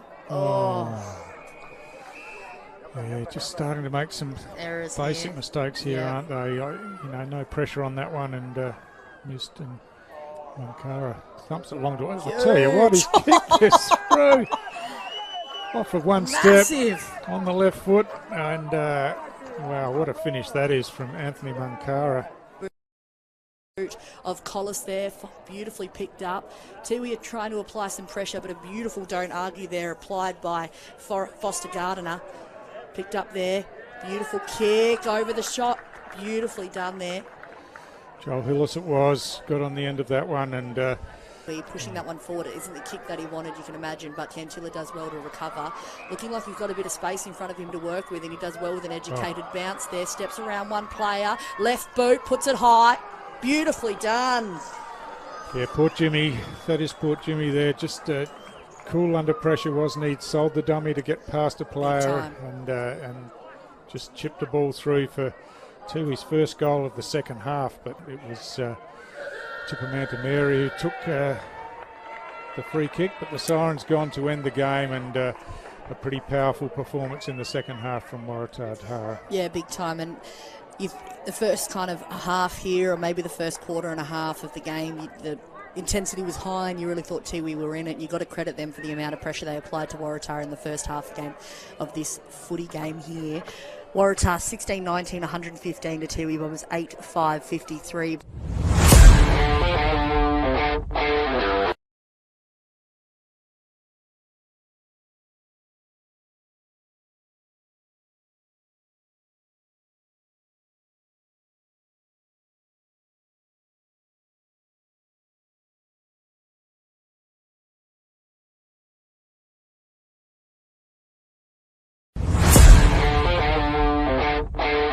Swartz went to ground, needed to keep his feet. Now he jumps up, has a shot on goal, and has he got enough in these conditions? That's a beautiful goal. Bo Swartz has kicked his first goal and the second for the Crocs. I'll tell you what, if you see Dennis that side, you don't kick it that side. Kick the other side. Don't kick it anywhere near him. Here's a goal. In the back and a goal. That blonde guy. So kicked He's off running the ground away. there. And that's Jono Ross. Rooted it forward, picked up by Waistcoat, gets it back. Good teammate. I think that was Cockatoo that got the hands away. Another shot on goal and it bounces through. They're on fire here, the Crocodiles. You pick up who that player was. Yeah, they're running towards him. How does it bounce? Kindly for Jono Ross, takes possession. Grant puts a pressure on him. Cockatoo, handball. Staunton has it. Another handball to Ryan. Ryan can have a shot on goal. How's his kicking boots now? And he's kicked it. So Ryan has his first, and the Crocodiles start the second quarter on fire. That's it. Ruska gets the hands out to Swartz. Swartz back in the corridor. Nakai gets it off to Bolton. Bolton this time kicks the goal. Well done to the Crocodiles. Beautiful work in these conditions by hand. Body just to try and outbody him. Probably doesn't have the height like Kevin Moroney. And a turnover. Anderson can go for goal. He does, and he's kicked it. So Jed Anderson. He's all class, Jed Anderson. Against his old side too, of course, so he would have enjoyed that even more. Yeah, in celebration of his goal. No. So Waistcoat. Here's a go, look at this. Over the top, John O'Ross will kick his third. So they've kicked their 12th goal. Stanley will kick in. Tracking it was Dennis. Oh, picked up. And easy, as you like, goal there to the Crocodiles. Ran into an open goal square. And I think that is that Stanley? Like Districts, Dylan Barry too strong, just shrugged off that tackle. Brander with the forwards running past. This is what you want from the big man. Kicked off the ground by Swartz, and he's kicked it. A soccer style kick, and he's kicked his third of the game. Zach Smith with the kick out. Taken uncontested here. Here's Jared Stokes going to kick captain goal, and he does. The goal umpire does not move, and Jared Stokes kicks his first and the second for the Darwin Buffaloes. There's Big Brian. Baxter Mensch kicks it towards Clark. Here's Stafford. Stafford from the corridor keeps it low, and he's kicked his first goal, and the Buffaloes have their third. So they've kicked two in this quarter, the Darwin Buffaloes. Out to... Tried to get it out to Yaron, I think, but here's Bowden. And there's Handball players to everywhere Jono there. Ross. Jono Ross is going to become the leading goal kicker if he can kick it, and he does. They were lining up, Tash, then. Sorry, he's got 5 as well, so him and Brand are 5 each so far in this game. How long they stay. And you're right, rest of the big fellows up forward. Who kick it in. Jono Ross nearly took the mark. Well done by Grant. Helping him there is Bradley Stokes. Rusker gets it out. It's in the goal square. He's kicked it. Brendan Rusker, what a goal. And well deserved by him as well. He's had a great game today. Kicked one in the third and now has one in this last quarter. Comes in, looks good off the boot. The goal umpire, and he's missed to the left. Off it. So they won by 103 points.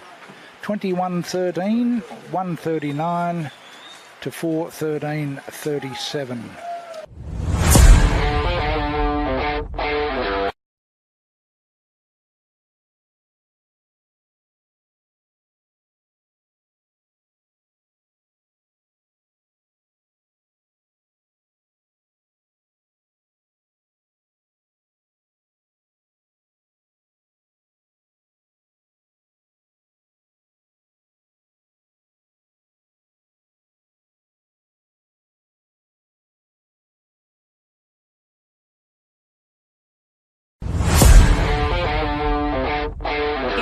Getting in there is Scott as well. Comes out. Scott will probably get this. He does on the right foot, and he's drilled it. Great goal there by Scott. And the Tigers have their second on the board, but you just read that like a book. Tackle there, yeah, the free kick. Play on, says the umpire, and Cooper Darms with the handball off, gives it off to Tardrew once again. He runs into goal. Goal umpire doesn't move. It's a third goal in the opening quarter of this game for the Nightcliff Tigers. At the ground, picked up now, handball by the Tigers, getting it to Brett Kennedy. Now Scott goes inside, takes a bounce. He's got no one behind him. He can run this in nice and easy and put it through for the 8th goal for the Nightcliff Tigers. And his second. And his second, as you said, Tash. So Adrian Scott tosses it in. Paige Cox from behind. The Tigers chain of handballs here. Moving forward. And has he snagged that in? I reckon he has. Yeah, just a turnover, but it's just really hard. So heavy legs. Players picked up here by Moody. Moody has a shot on goal just as the siren sounds, and he's kicked it. So Moody has his third goal, kicked 2 in this quarter. A player. Maggie's here, chain of hand passes, Mavros, and Gook's kick out was smothered. Oh, just lowered his eyes, have a shot on goal, and the goal umpire does not move, and that has gone through the big sticks, and it's a player in the orange boots. Tie cross. Yep. Just waiting for the big fellas to go up forward. They just put it into the hot spot, and a good mark taken. Well done there to the Maggies and Tyson Young. I'm not complaining after that heat over Christmas. As Young, yeah, true. Couple of steps, and he's has a nailed shot on it. goal, and he kicks it for the Magpies. Tyson Young. So they get their first goal of the game. That didn't happen, and just see Parry going off the ground as well for the Palmerston Magpies. So keep an eye on that. Otherwise, they're down 2 players. Cam Islet off the ground. He's put it through. Cameron Islet, another goal for the Nightcliff Tigers, and his first of the evening. But yeah, it was hard conditions. You can't see any paint really out there at the moment. Wild now with the handball over the top. Scott. Adrian Scott traps it. He runs in for goal, and he's kicked his 4th of the evening. Adrian Scott kicked 3 in the first quarter, and now he's given a few off tonight in some unselfish play. Bayes looking for Brownie once more. Intercepted there by a fist by the Maggies, but a chain of hand.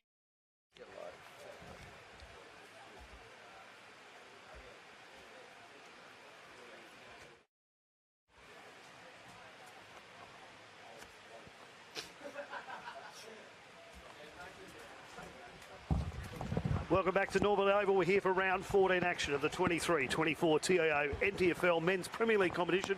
This afternoon, Southern Districts taking on PINT. My name is Nick Dax, my commentary partner this afternoon, Ian Butterworth. Ian, your thoughts on the first half? Well, it's interesting, isn't it? It's almost a half of 2 halves, wasn't it? Because at quarter time it was the Pinters led by 12 points, and now only by the solitary point, 25-26. But Southern Districts have worked their way in front at the 21.5-minute mark of that second term. Dylan Barry popped one through and put the home side in front. Yeah, a couple of other games on today. As we wait for the siren to go, Darwin Buffs are leading Palmerston by 23. Nightcliff and the Tiwi Bombers at Gardens Oval. That game's just started. Nightcliff up by a goal at the moment. And at 7 o'clock tonight, TIO St Mary's take on Wanderers. And 13 of the players out there today will be playing for the NT Buffs on Wednesday when we take on Essendon Bombers. Tickets available now on the NTFL website. Who do you point in it? We know we change our minds every quarter, Ian, but what are you on to this one now? I'm back with Southern Districts at the moment. I think so too. The one thing about PINT, though, they've always come in games, and last week they came back from behind to get up over the line, and of course this is for 7 in a row, so this should be a good one, as we're back in for the third quarter. It should be. McDonald probably won that by a fingernail, the tap in the middle to start the game off. Throwing the ball up in the air. Good umpiring. Play on, he keeps calling. And it's certainly the clearance looks like it's going to go to Southern Districts, the home side. Kicks the ball forward, does Dean Staunton, who's the only multiple goal scorer of the game. Kicked off the ground, nicely done. Brad Ryan goes to a teammate. Harrison Marr gets the ball out of defence. No mark, Kelbfell. Handballs in hope. Stephen Motlop drops it onto the boot. Carries outside defensive 50. Pinched by Waistcoat. Waistcoat up and under. Who's he looking for? No one in particular. Kicked off the ground again by Fijo. Good tackle. It was a good tackle. That's Waistcoat. It has been rewarded. Busy. I wonder if he's had a few words because he started off in a busy manner, hasn't he? Absolutely. I saw him in his play his first game of the season this year, and I said if he keeps playing on that, he'll get a game every week, and he's had a game every week. Yep. That's what he's been doing all year. He's just getting those tackles in, those nice touches, and there'll be a few sides looking at him next year. Stanley Waistcoat, left of centre. He is a right footer. Distance shouldn't be an issue. He is a goal kicker. A minute and a half in, Waistcoat drops the ball on the boot, towed it, didn't even make the distance. Goodness me, you wrap a bloke up. Ryan, nice long handball, gets it out, another handball. They're working their way out of defence. But pinched that time by who? Stanley Waistcoat. Waistcoat got the turnover. PINT now with the work to do. Stephen Motlop, the bounce eluded him. Brander. Where's he going? He's going backwards, looking for the skipper. He'll get a game next week. Was the skipper that got Brander back to Southern Districts. I think they were at nil in the country Victoria. Motlop goes by hand. Harrison Marr to Smythe. Smythe inside defensive 50. Favouring the grandstand side. Unusual. In front. Zach Smith. Must be really slippery out there. Just seen a couple of guys fall over as they've hit that one spot. It's been a couple of times in that spot today. Players have fallen over. Zach Smith it is. Too far out to score, methinks. And the umpire... It's going to be 50, is it? Yep, the umpire's decided to help him. This will bring him right to the top of the square. You would think he was just outside the 50. Ethan Penrith. Gee whiz. So that's got to take him, if he was just outside 50, within a metre. You would think so. I'm trying to see, yeah, the goal umpire standing at the top of the square. I mean, the umpire standing at the top of the square, I think so. It's going to bring him in a long way. It's got to be a direct line. I suppose he was fairly wide. Man on the mark. I can't see the man on the mark, but it's got to be within a metre, within 15 metres. Geez, that's a short 50. Zach Smith. Kicks. I reckon he's nailed it. Yep. It was a clever kick, wasn't it? He really kicked it into the slipstream. Zach Smith, goals. The first goal, the most important goal of the match. No, it wasn't a goal. Motlop clears the football. So that cheer was from the PINT supporters, obviously. It probably was. There's more of them here than district supporters. PINT out they go. The man that gave away the 50 brings the ball forward, kicks it out of bounds. Didn't have much to go to up there. He did certainly have to have a shot. There was nothing else for him to kick to. So he's had a shot at it and just pushed it out of bounds. Matthew Mazzini, it must have been out of bounds on the... No, it's not. Because the goal umpire actually had the arm raised vertically, not horizontally. So therefore, the goal umpire thought it was out of bounds. And so it was out of bounds. Goal umpire is the best friend of the boundary umpire under those circumstances. Motlop G's had a lot of the footy. Motlop goes to McDonald. Not a noted goal kicker, outside 50. Play on called the umpire. Goes back to Motlop. Had 2 for the price of 1. Over the back. No mark taken. Got a whack on the arm. Running around Mead Hardy. Kelb fell. But that might be Ben Smythe. It looks like he get a whack on the arm, so he's paid. He got him for chopping the arms, and it was pretty obvious. Kicks it to Matthew Dennis. Matthew Dennis playing a defensive role as a ruck. He kicks goals and he gets down back and he wins the tap in the middle. Goes short inside defensive 50. Burgess, who's played a terrific game, runs his full measure. Outside defensive 50. Only to Motlop. Motlop casually as you like. Goes backwards. Point of the footy. Nicely done. Partington. Back they go. This time inside defensive 50. Who to? Mazzini over the back. Knocks the ball to his own advantage. One way, then the other. It's all Pint out here. There's 3 on 1. You're quite right. Warwick Williams. Oh, courageous mark. Unbelievable. The problem there, it was 3 on 1, but when he kicked it in, it was the 3 on 1 the other way around. That's where the other players were, so Southern Nicks just cut that off. Bolton. How courageous was that? Bolton goes short to Burgess. Best game I've seen him play this season. Burgess back to Bolton. Bolton runs his full measure too. Kicks it high in the Dennis direction. Warwick Williams back by hand. Good option. Inside forward 50. Over the top. Mark not taken. Burgess. Anderson runs onto the football. Overran it Ross. Ross has got it the second time. Gets it wide. Burgess out to Bolton. Bolton cleverly off the ground.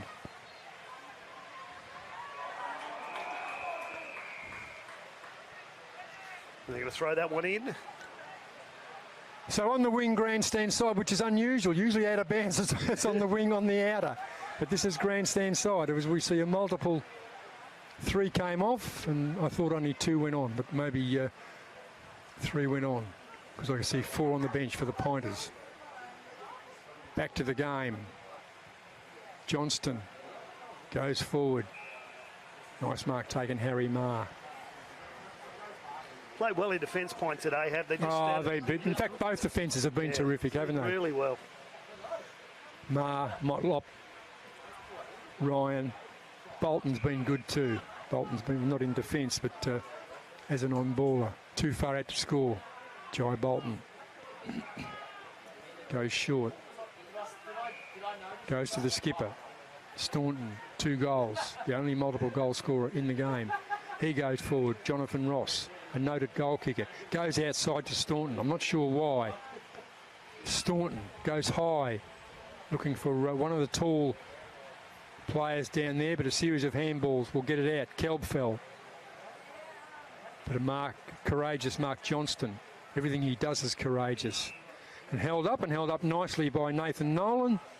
And the field umpire has no option. So ball in dispute, right half forward. Crocs in attack. Anderson onto his left foot. Why didn't he have a shot? Again, he looked for Brander. It's eluded him, and casually as you like, the Pointers will clear. O'Brien had it. Chip shot forward. Got to be precise. Bolton gets it out to the skipper. Staunton goes forward. Jonathan Ross got a couple to beat. Chips it forward. Looking for big Wyatt Ryan. And the truck has it. Right forward pocket. Tough for a right footer. Yeah, going to be hard to score from here. Look at him, probably going to put this to the top of the square. He's got the breeze behind his back, but it's a bit swirling around the ground at the moment. So he's looking across the big right leg. Yeah. What's an option? An option is Bolton. Bolton. Can he nail it? Not at all. Missed everything. He did indeed. And Lockie O'Brien might get the free kick. Out of bounds on the full. Man on the mark, Nicoda Brooking. Haven't seen much of him. O'Brien will go onto the swing onto the left boot. Switches. Grandstand side. Only as far as Beau Schwarz. Sells the dummy onto the non-preferred left. And Beau Schwarz, thank you very much. The non-preferred left. Beautifully done. Yeah, punished him there. He did for a bad kick in towards him. 5-3-33 to 4-1-25. And we're just coming up the 10th minute mark of the third quarter. And PINT there just shot themselves in the foot, really. They had pretty control of that for a while, but Southern Districts haven't stopped coming in this quarter, and they got rewards from a mistake. Well, we thought that Zach Smith had kicked a goal earlier, but it's still only an 8-point lead. Yeah, only 8 points, but at the moment I just don't see where PINT are going to get their goals from. They did pretty well early with Lockie O'Brien and Partington and Brett. And Warwick Williams pinched one early as well. But since then, they've just not really had any strength up forward to have a go. But I think a bit of a change might help. And that's been probably their Achilles heel, because apart from Matt Ryan up forward, certainly Benjamin Brett, who has got a goal. But 4 goals in 2.5 quarters of footy, not enough if you expect to win games. Nolan, been busy. Swings on the right boot to no one in particular. Yeah, you're right with that, and you can't see Southern Districts getting less than 10 or 12 for the game. They just don't do that, and 4 goals coming up to 3 quarters of footy isn't going to win you many. And the main man hasn't got one. Yeah, and Brandon hasn't got any, and Waistcoat's been around and about, but not certainly his best day. He certainly had a red-hot go, but he's not playing his best. And as we jump the fence to go and get the ball, the anomalies of footy up here in the territory. Well, it's kind of him, Jordan Cotter. Thank you. I hope the boundary umpire said thank you very much, I'm my pretty man. sure he would have. I'll ask him when he comes off. Yeah, they are that sort of people, boundary umpires. Toss the ball in. Dennis in front, working over the back. Johnston. I don't know how he did that, but he did it and kicked it out of bounds on the full. Cleverly done, but PINT have it. They switch. It might be Ma. Matthew Dennis did enough. Yeah. He knocked his arm in the contest, and so that's fair enough. A good free kick. You tend to get the free kick when you're the one going for the ball. The other guy's going for you. And as long as if he knocks your arm, that's right. Matthew Dennis. Waistcoat. He's throwing himself around, but it just doesn't seem to be his day, does it? He's just not getting the ball bouncing from today. He's had a couple of good moves. That dummy he threw here in the second quarter was an absolute beauty, and he's had a couple of opportunities. But the one good thing about him, he's always in the game, so something could happen. Boundary umpire looking around, waiting for the call by the field umpire. Tosses it in toward the centre circle. Nice. Dennis in front. Anderson. Dennis. Schwarz overran the football. PINT. They're just no nonsense, PINT. They're terrific, aren't they? And that's a high tackle in there, missed by the field umpire. Probably the first one they've missed all game, I reckon. But a lovely mark. Well done. They're out if he comes to the right, but Zach he's going to go to the left. Yeah, they were out there on the right. They had 4 guys running for him. Matthew Johnston. Jordan Cotter. Cotter will run his full measure. Got to put the ball on the ground or get rid of it. He does get rid of it. As he kicked, well done. Good umpiring. Let the ball go on. No mark taken, wrapped up immediately. No prior.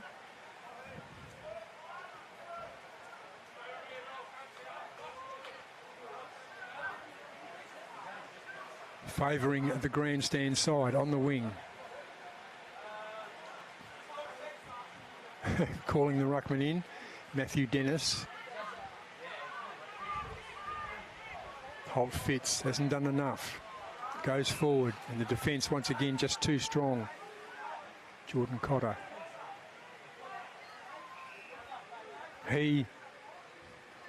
Mitchell Burgess have been terrific down back. PINT have had their great defenders too. Motlop has been fantastic down there. Brad Ryan's been terrific. Harrison Marr. And I suppose that's why there's 4 and 5 goals respectively, isn't it? Both backlines have been playing very, very well today, and as you said, that's why the scores are low. People look at this and think it's raining here. Waistcoat, and kept, that was a wonderful tackle, and Jed Anderson called it, and I reckon he's called it correctly. Very good tackle, was low. Johnston.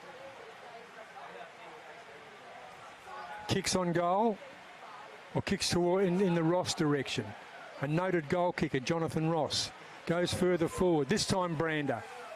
I'm sure he had options inside, but they're Brander conscious, aren't they? Yeah, he said though 50 goals this season. He's kicked a couple every game, and he's certainly due one today, and it wouldn't surprise me if he puts this one through. Saw him kick 10 here one week. Yeah. So, Brander. Jared Brander, left of centre, suits the right footer. Got a fair way to carry. Brander kicks on goal, and I reckon he's done it. Goal umpire moves to the middle, and Brander finally got one. And we are at the 15.5-minute mark of Q3. Yeah, I've seen him play games like that, as you said, 10 one day. But I've also seen him get a couple where he could have had a 10 as well, but he's ended up with 3 or something. But yeah, he's just pushed him left or right of the post. And I remember he did it here one day where he had a shocker in the first half, but came away with a handful at the end of it all. So, they are conscious for him, but that's what they missed last year, was that big guy up front in the grand final specifically. Yeah. And to bring him in, and it's done really well for the Crocs, and they look like they might have struggled control of this game right now. And it's another quarter to go, but they just look like they're running on top of the ground, and Pine are chasing at the moment. Wyatt Ryan in the ruck. Matthew Dennis, is he on the ground or on the pine, mate? Can you see him down forward, Matthew Dennis? No, he must be on a rest. Matthew Dennis doesn't have a rest. Anyway, it's Wyatt Ryan in ruck, over the top. Connor McDonald. The clearance goes the way of the pointers. Back to Penrith. Oh, wonderful tackle. Play on called the umpire. Advantage. Yeah, called the advantage. Well done. Stanley goes forward. Johnston, been terrific this quarter. Good all game, but fantastic this quarter. And Matthew Johnston threw the ball away. And Stephen Motlop gets it. Always goes to a teammate. Yeah, Dennis down rest in the forward right pocket at the moment. That's where he's sitting, up forward. Liam Holt Fitz. Yeah, I don't think he likes on the pine. No, I don't think so either. He gets splinters. He reckons he'll get splinters, and he doesn't like splinters in his backside. The ball goes forward. And Pint have got it where they want it. Right full forward. They've got to win the tap, got to get the clearance, got to kick a goal. All the way.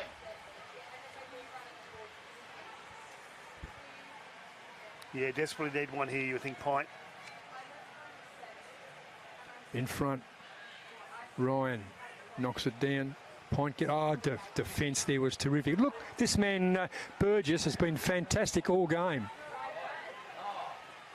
As I said, it's the best game I've seen him play. Waistcoat, all the time in the world, gets it forward. The running player there is Ronald Fijo. Hasn't had much of it, but what he does is pretty good. And the ball will roll out of bounds, slightly in favour of Southern Districts. Left half forward, between wing and half forward.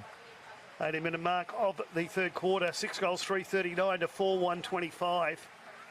Low scoring game. Is that? It's not the conditions really, is it? The ground's in good nick, given that the amount of rain and the windy conditions today. Yeah, I just don't think either side have given anybody any room, and both defences have been outstanding. Yeah, you're right. Bolton flips the ball out to Barry. Barry over the top. Motlop onto the non-preferred left and does it nicely. Either foot. O'Brien runs back by hand. Goes to Motlop. They're waxing. Motlop switches. Waistcoat has the pace. Will have the pace. Has he got the smarts? Gets rid of the foot. He's got 3 to beat. Second effort. Fantastic. Was he hung on to? They're worried about him now. Yeah, I think they legged him. That's what happened. He just stepped away and he just tripped him from the ball. And it was 3-on-1. Yeah. Against him. His pace has just got them worried completely, and he's just not giving up. Waistcoat goes inside. Kick not good. Kicked off the ground. Pint get the clearance.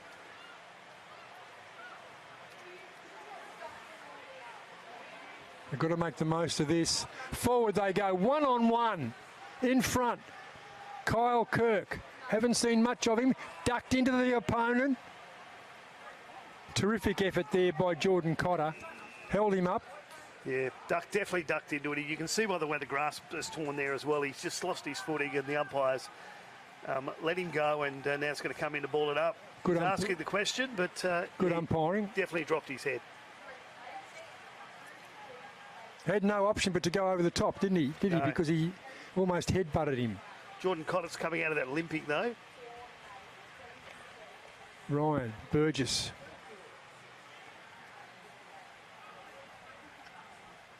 Swings it, gets rid of it nicely.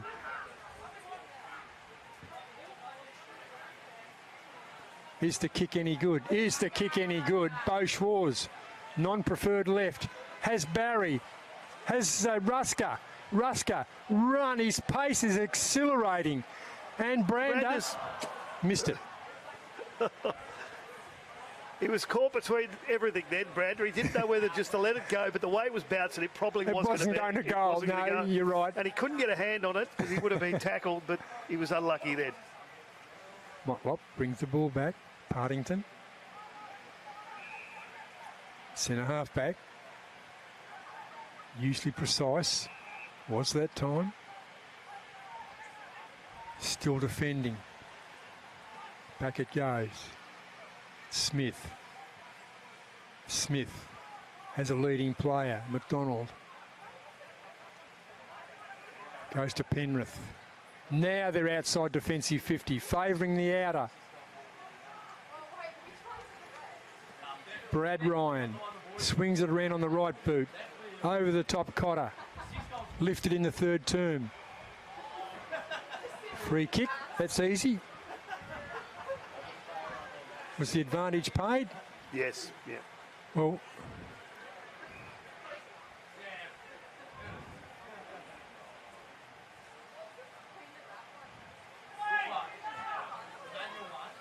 now they've got to defend, and they do defend.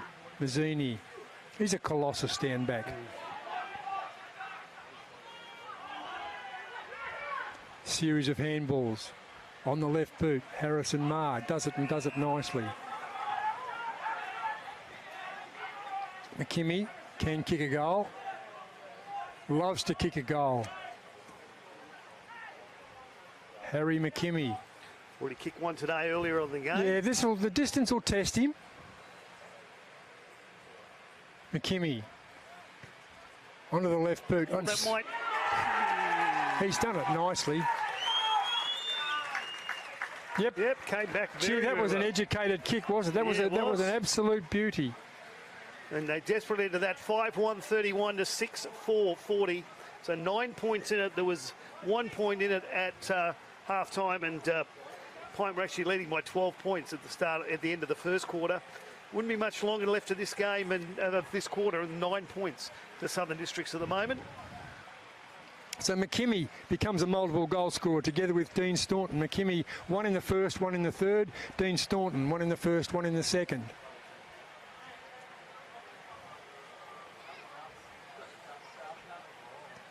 Only minutes left, I would think, in the third term. You're quite right. You wouldn't think there'd be much left in this one now, but a big final quarter coming up.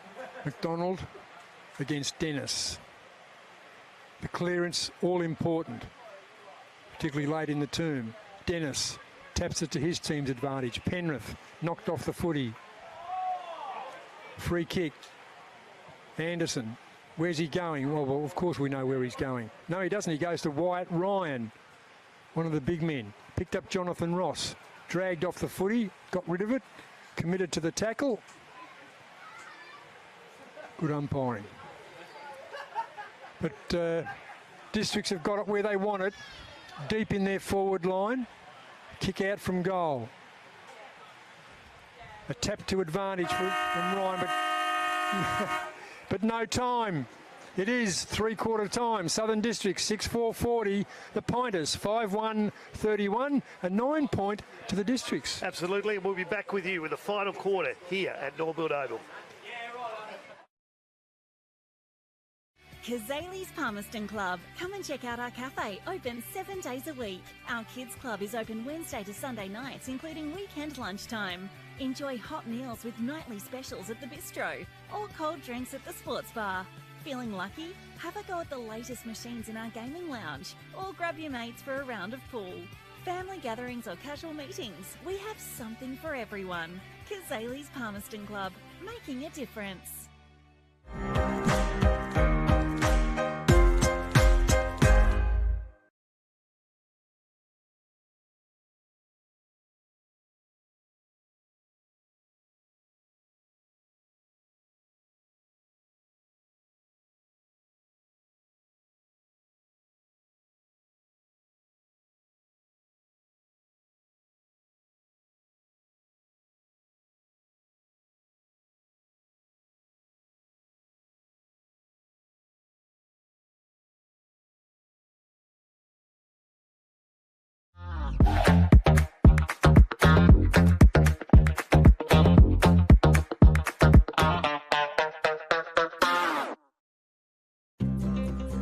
Love exploring the territory?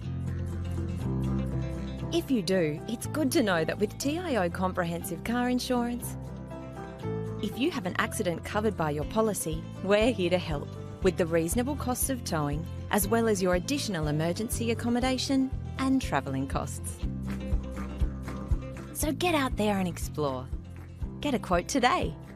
TIO, we're for Territorians.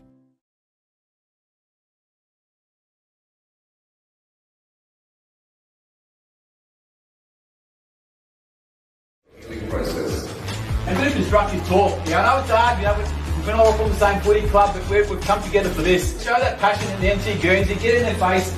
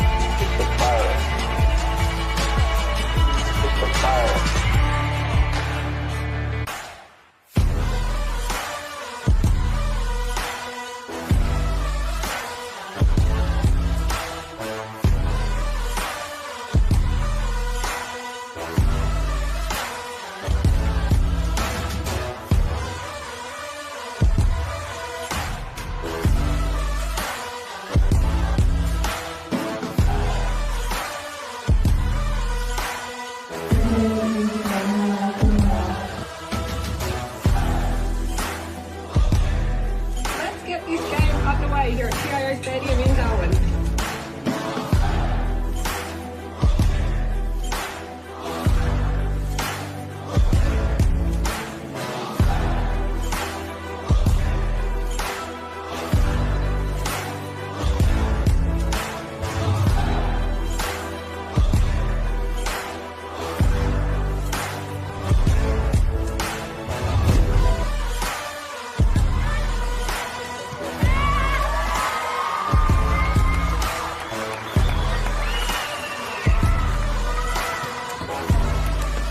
Played their hearts out, and obviously it's not what we play 6-6-6 and 7 on the bench, so it's a little bit different. But you know what, we can't ask for anything more. The girls put their bodies on the line, and they went in and they went hard, and some of it was unrewarded, but that's footy.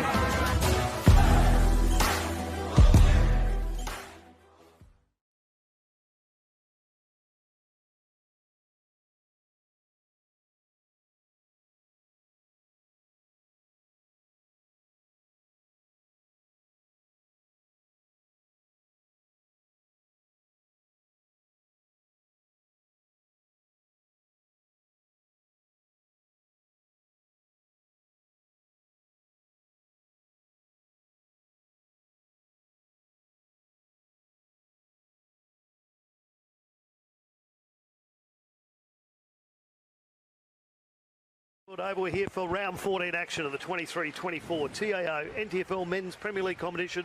This afternoon, the Crocs taking on PINT. I'm Nick Danks, and with me is Ian Butterworth. Ian, final quarter, this game could go either way, but you just think Southern District's running a little bit above the ground at the moment. Yeah, it's interesting you put it that way, and I think you're right. It was 12 points to the Pinters at quarter time, and they just had everything in their favour. Districts turned it around in Q2, led by the solitary point at half time, and extended that to 9 points, as you suggested, at three-quarter time, 6-4-40 to 5-1-31. A couple of multiple goal scorers for both sides. Harry McKimmie, 2 goals for the Pinters, and Dean Staunton, the skipper, Captain Courageous, has 2 goals for Southern Districts, the home side here at Norbuilt Oval. But Districts just look okay, but they still have this fixation, of course, for Jared Brander down front, don't they? But Waistcoat was terrific that quarter. Absolutely. My thing, though, at the moment is you think Pint are going to have to get 3 or 4 goals this quarter, because you just can't see Southern Districts going scoreless. So looking with that extra 3 points they've got as well, I just can't see where Pint are going to get those from. But then again, they've been a very, very good last quarter side for the last couple of seasons that they've been in the competition. They're definitely a fit side. So the next goal is probably the decider. I know it's only early in the final quarter, but if Pint can get it back to 6-1 to 6-4, it's game on. Well, it is, and as you said right at the start, Pint have got 6 on the trot. They had a couple of buys there, so they know what winning's all about. Back in the middle, it is the start of the last. Dennis, Connor McDonald, tapped it to his own advantage. Jai Bolton been strong all game, kicks it forward for Districts. There's our man, Stanley Waistcoat, kicks on goal, and there's the other one, Jared Brander. But he struggles with this angle. I mean, it's an acute angle. Distance shouldn't be an issue, although you're probably kicking into the breeze a bit, but he's a big, strong man, so distance won't be an issue. But when he has set shots from acute angles, rarely does he get them. Absolutely, a bit like Peter Subich is when he's on this side. Subich was a left footer. Yeah, I think could go anywhere from here. Brander kicks on goal, and just misses. Yeah, just missed to the near side. So we'll give him 7.5 out of 10 for that. But at least they opened the scoring. Motlop out looking Wyatt Ryan, but outpointed comfortably by Brad Ryan. Yeah, wrapped up. He didn't want that ball back then. He got it out of there. No, he was caught with his pants down, figuratively speaking, not literally. Yeah, the last thing he wanted was that ball back there. We had 3 Southern Districts players right around him, and I'll get out of that area. And so Ryan, that's Brad Ryan. There's lots of Ryans out there. He goes back. That's Wyatt Ryan, the tap ruckman for Southern Districts. Gets it. Goes to Partington. Partington out to Brody Motlop. Ooh. Motlop swings it across. Dangerous.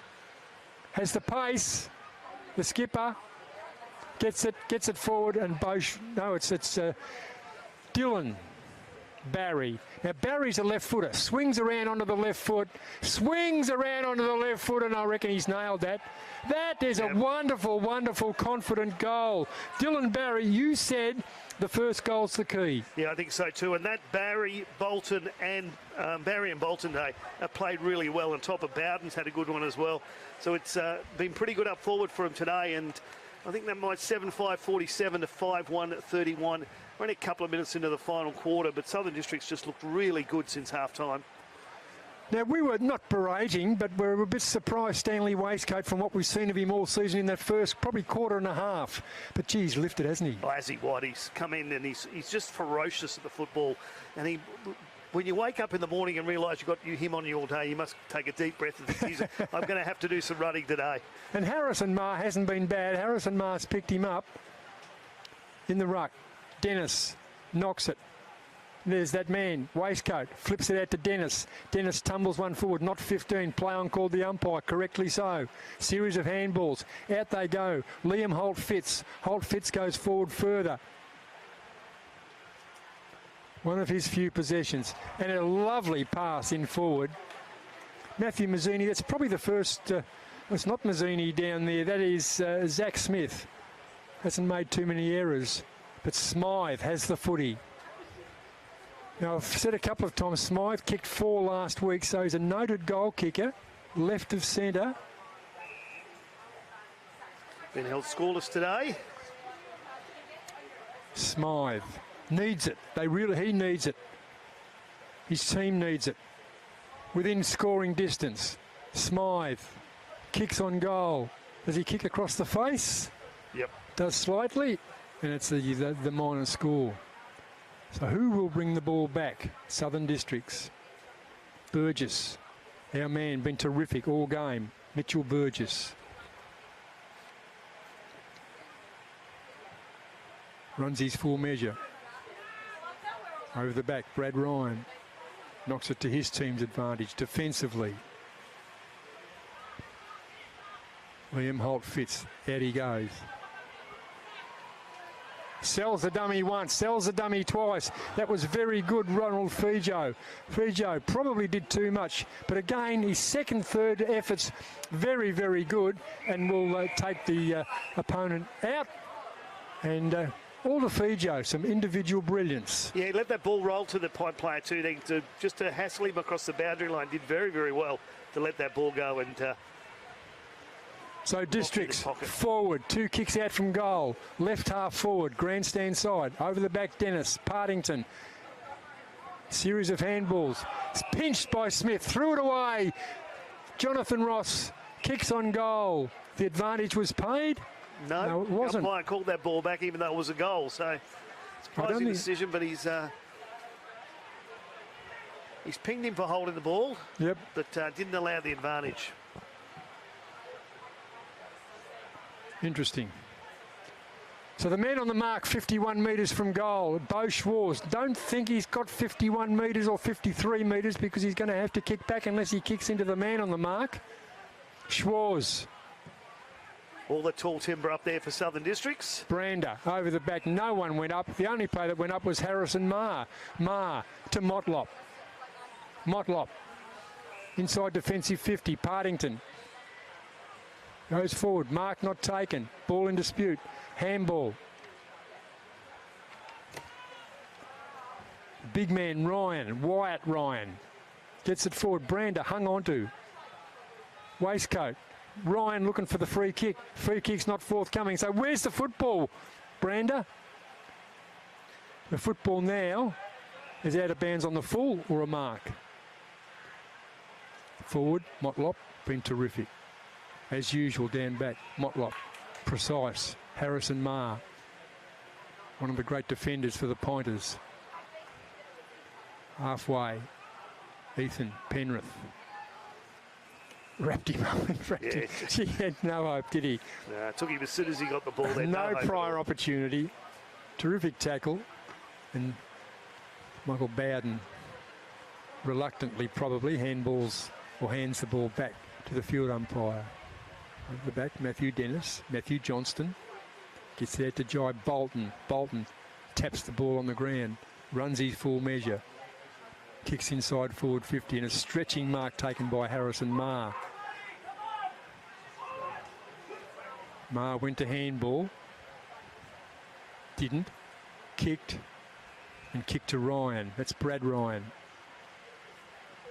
Once again, sold the dummy. Out to Palmer. Palmer goes wide again to Gaydon. Gaydon early had the job on Brander. Gaydon kicks the ball forward. Easy as you like for Nakota Booking. Running hard at the ball. Brander, long, long way out of the goal. There's no one back. It's going to be a foot race if they get it in quickly. Here they go. Over the back. No mark taken. Ryan. Beautiful handball. Nice, long, raking handball. Holt fits. Motlop. Motlop, McDonald. McDonald kicks inside forward 50. Up they fly over the back. Mazzini went to the punch. And wrapped up once again. It's just the defences have been terrific. And Jordan Cotter extricates himself, gets himself to his feet. Hands the ball back to the field umpire. Wonderful Matthew Dennis. To no one's advantage. On his hands and knees, Nolan kicks the ball, spears the ball forward.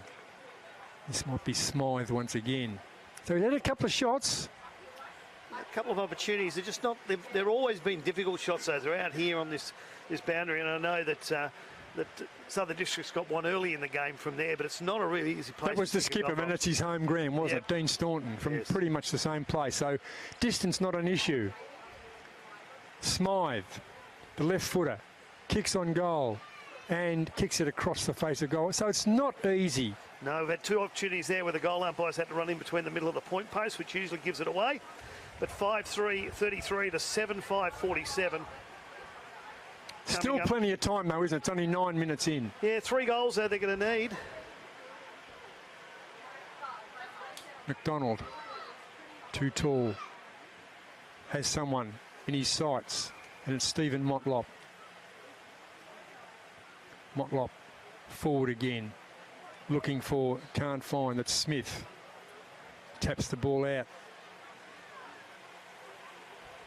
Series of handballs. Anderson, been relatively quiet, but what he's done has been nice. Don't know why he handballed it back.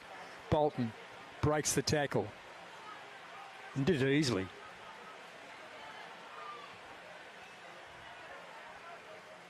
No mark taken. Difficult mark there by Nakota Brooking.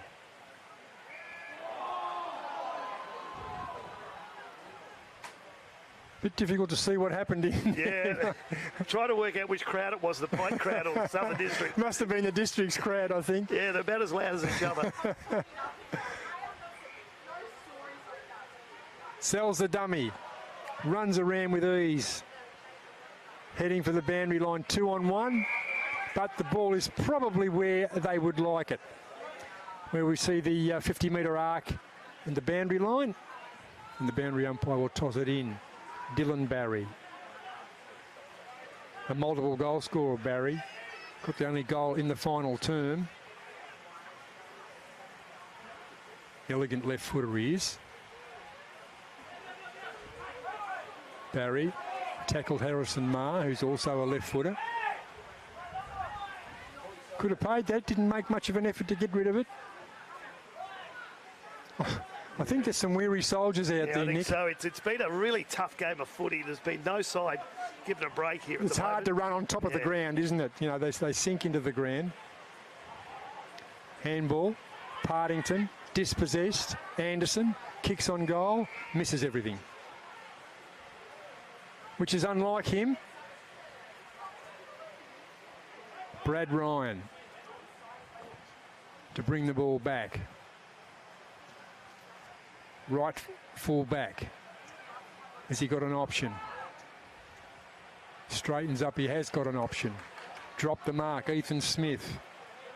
Picked it up, second effort, very good. Nolan, been all right today. Lockie O'Brien, been very good for the Pointers. O'Brien kicks it forward. No mark paid. The skipper hasn't had much of it. Matt Ryan.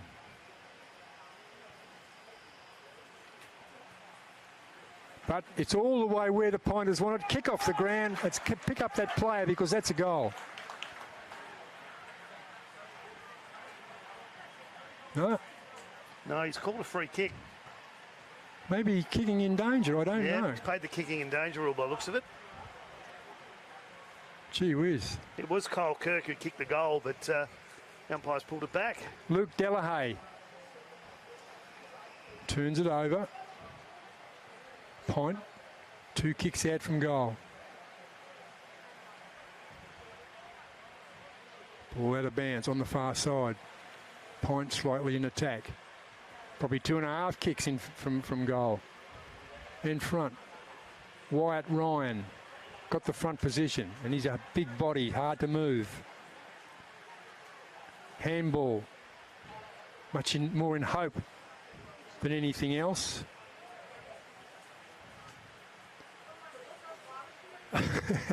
Someone got a whack in the ear there. Ryan again knocks the ball down. Jai Bolton, strength, Districts. Yeah, wonderful tackle. But that was as much. His teammates didn't call you hot, you're hot, you're hot. Maybe they did, but we just couldn't hear it. Elliot Chalmers.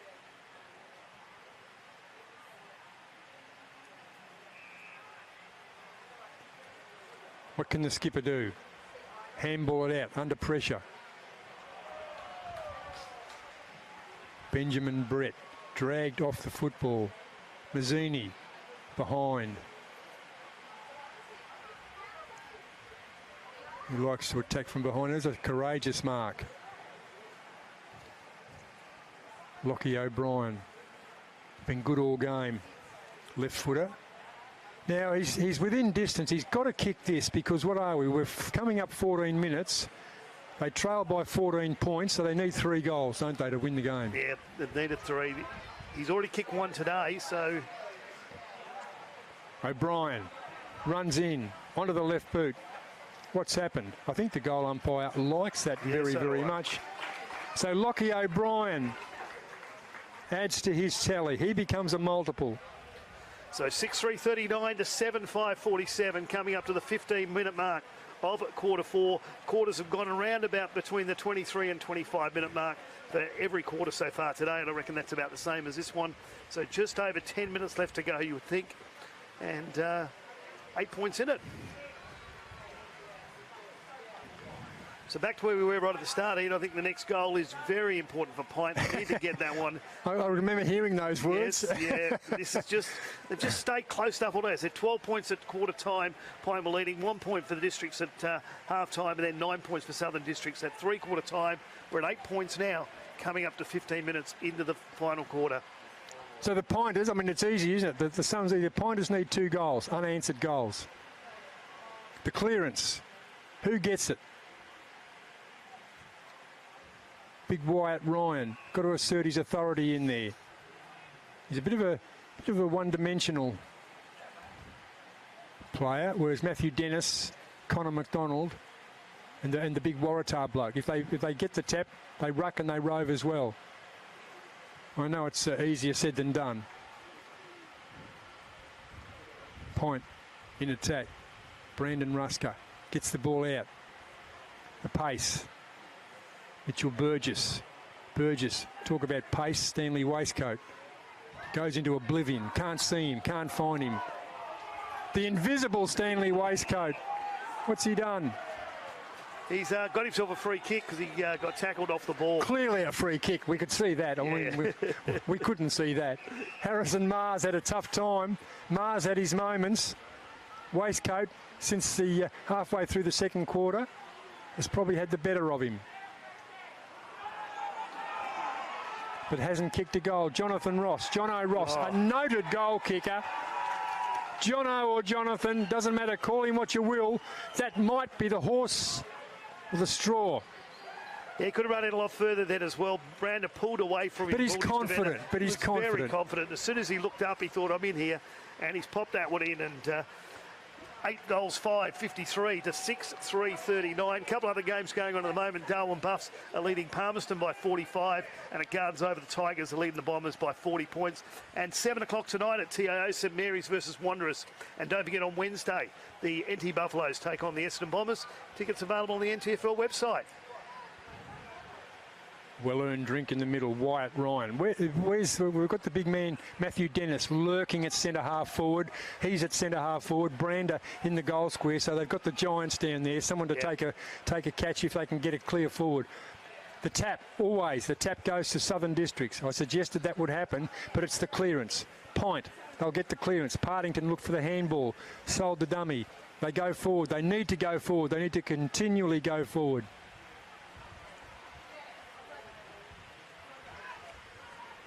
Delahaye had it. And again they disappear with us. So a boundary throw in here on the grandstand side where a big crowd in, as we said today, for both sides. PINT supporters travelling pretty well. Slightly in favour of Southern of PINT on the wing, grandstand side. Here we go.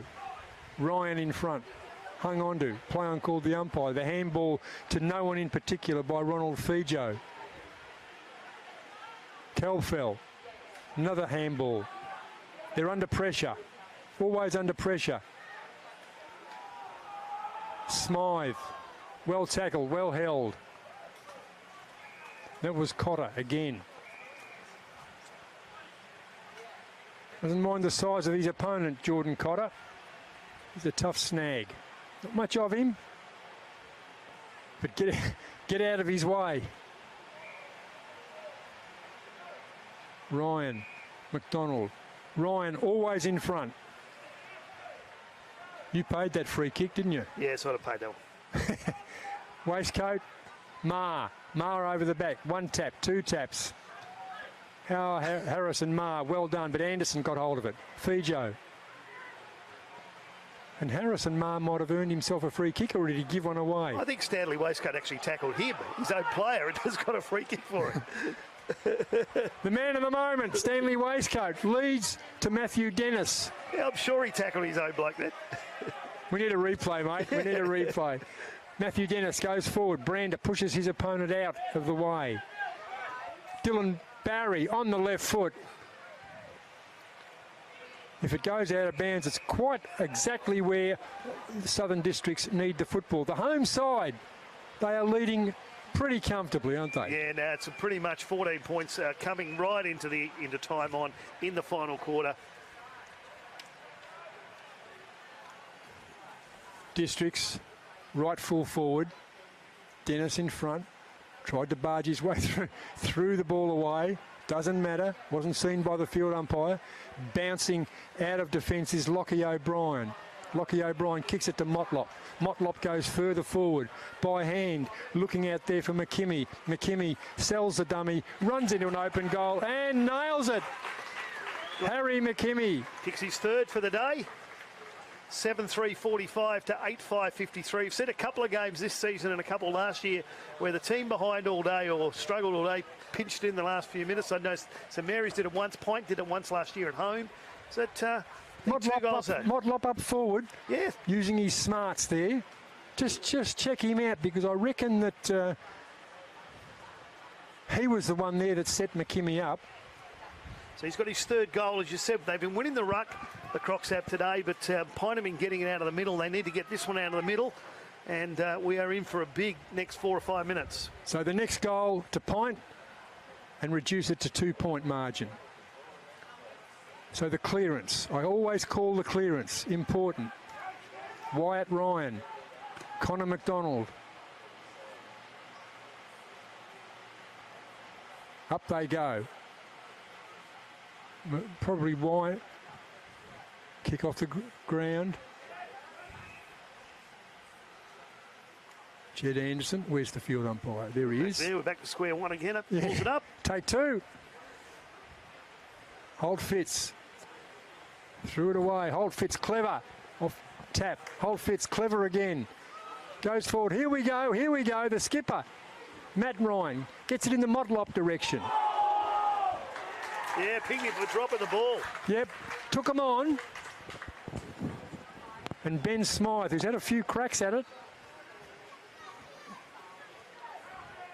This time, directly in front. Distance, not an issue. It's just one of accuracy. Coming up 22 minutes. Smythe to put his team within a couple of points. Gee whiz, he mucked that one up, didn't he? Yeah, he's pushed that side, but... it's down there. Yeah, it's down there. 7 points.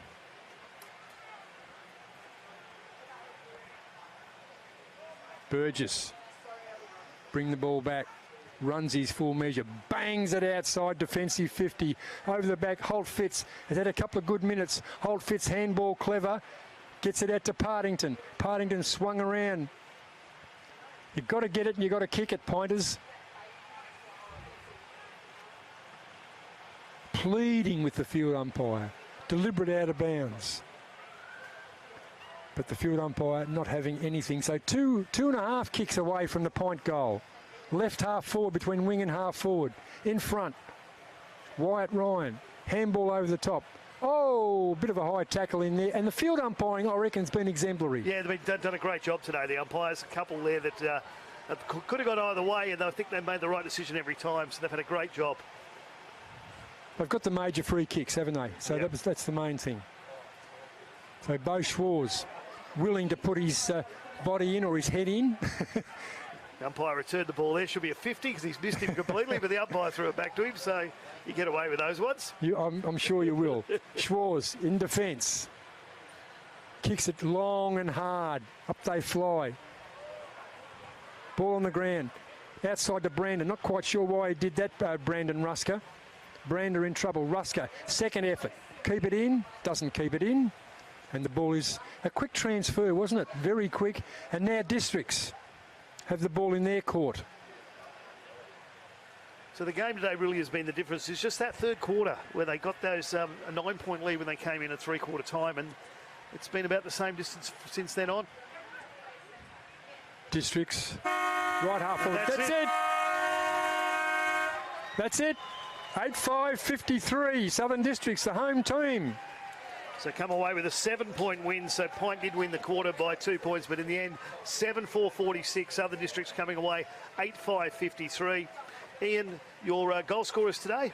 The goal scorers, I'll go for the winning team. 1 to Jonathan Ross, a couple to Dean Staunton and a couple to Dylan Barry. The singles, as I said, to Jonathan Ross. Beau Schwarz got one. Jared Brander, just the one. Matthew Dennis got a goal. And the major goal scorer on the day was Harry McKimmie for PINT. He got 3. Lockie O'Brien played a terrific game. The left footer got a couple. And singles to Warwick Williams in the first quarter and Benjamin Brett in the first quarter. But it was the Pointers by 12 points at quarter time. But then 1 point lead to Districts at half time. 9 points at three-quarter time. They ran out 7-point winners. 7 points, and your best on grounds today? Oh, look, better players, I thought, for Southern Districts. Matthew Johnston was terrific. Michael Bowden was okay, but Matthew Dennis in the ruck, Mitchell Burgess down back, and Jai Bolton had a picnic all day. And better players for the Pointers. Lockie O'Brien, busy all day. Harry Marlowe had a tough time for much of the game on waistcoat, but he was very good down back. Connor McDonald in the ruck, and Stephen Motlop, whether he was down back most of the game and up forward, but he was just a fantastic player too. Must have had about 50 possessions, Stephen Motlop, and had a great game. PINT have got a tough run home now. They've got St Mary's, the Tigers, the Bombers and the Magpies. The Crocs have only got 3 games left to go. They've got the Magpies, Tiwi and the Tigers. They've got a bye in the final round. But don't forget, just a reminder, tickets available for the NT Rep game against the Essendon Bombers on Wednesday at TIO Stadium. It's been a pleasure to host you this afternoon. My name is Nick Danks. I was joined by Ian Butterworth. We'll catch you later. See you. We will do. See ya.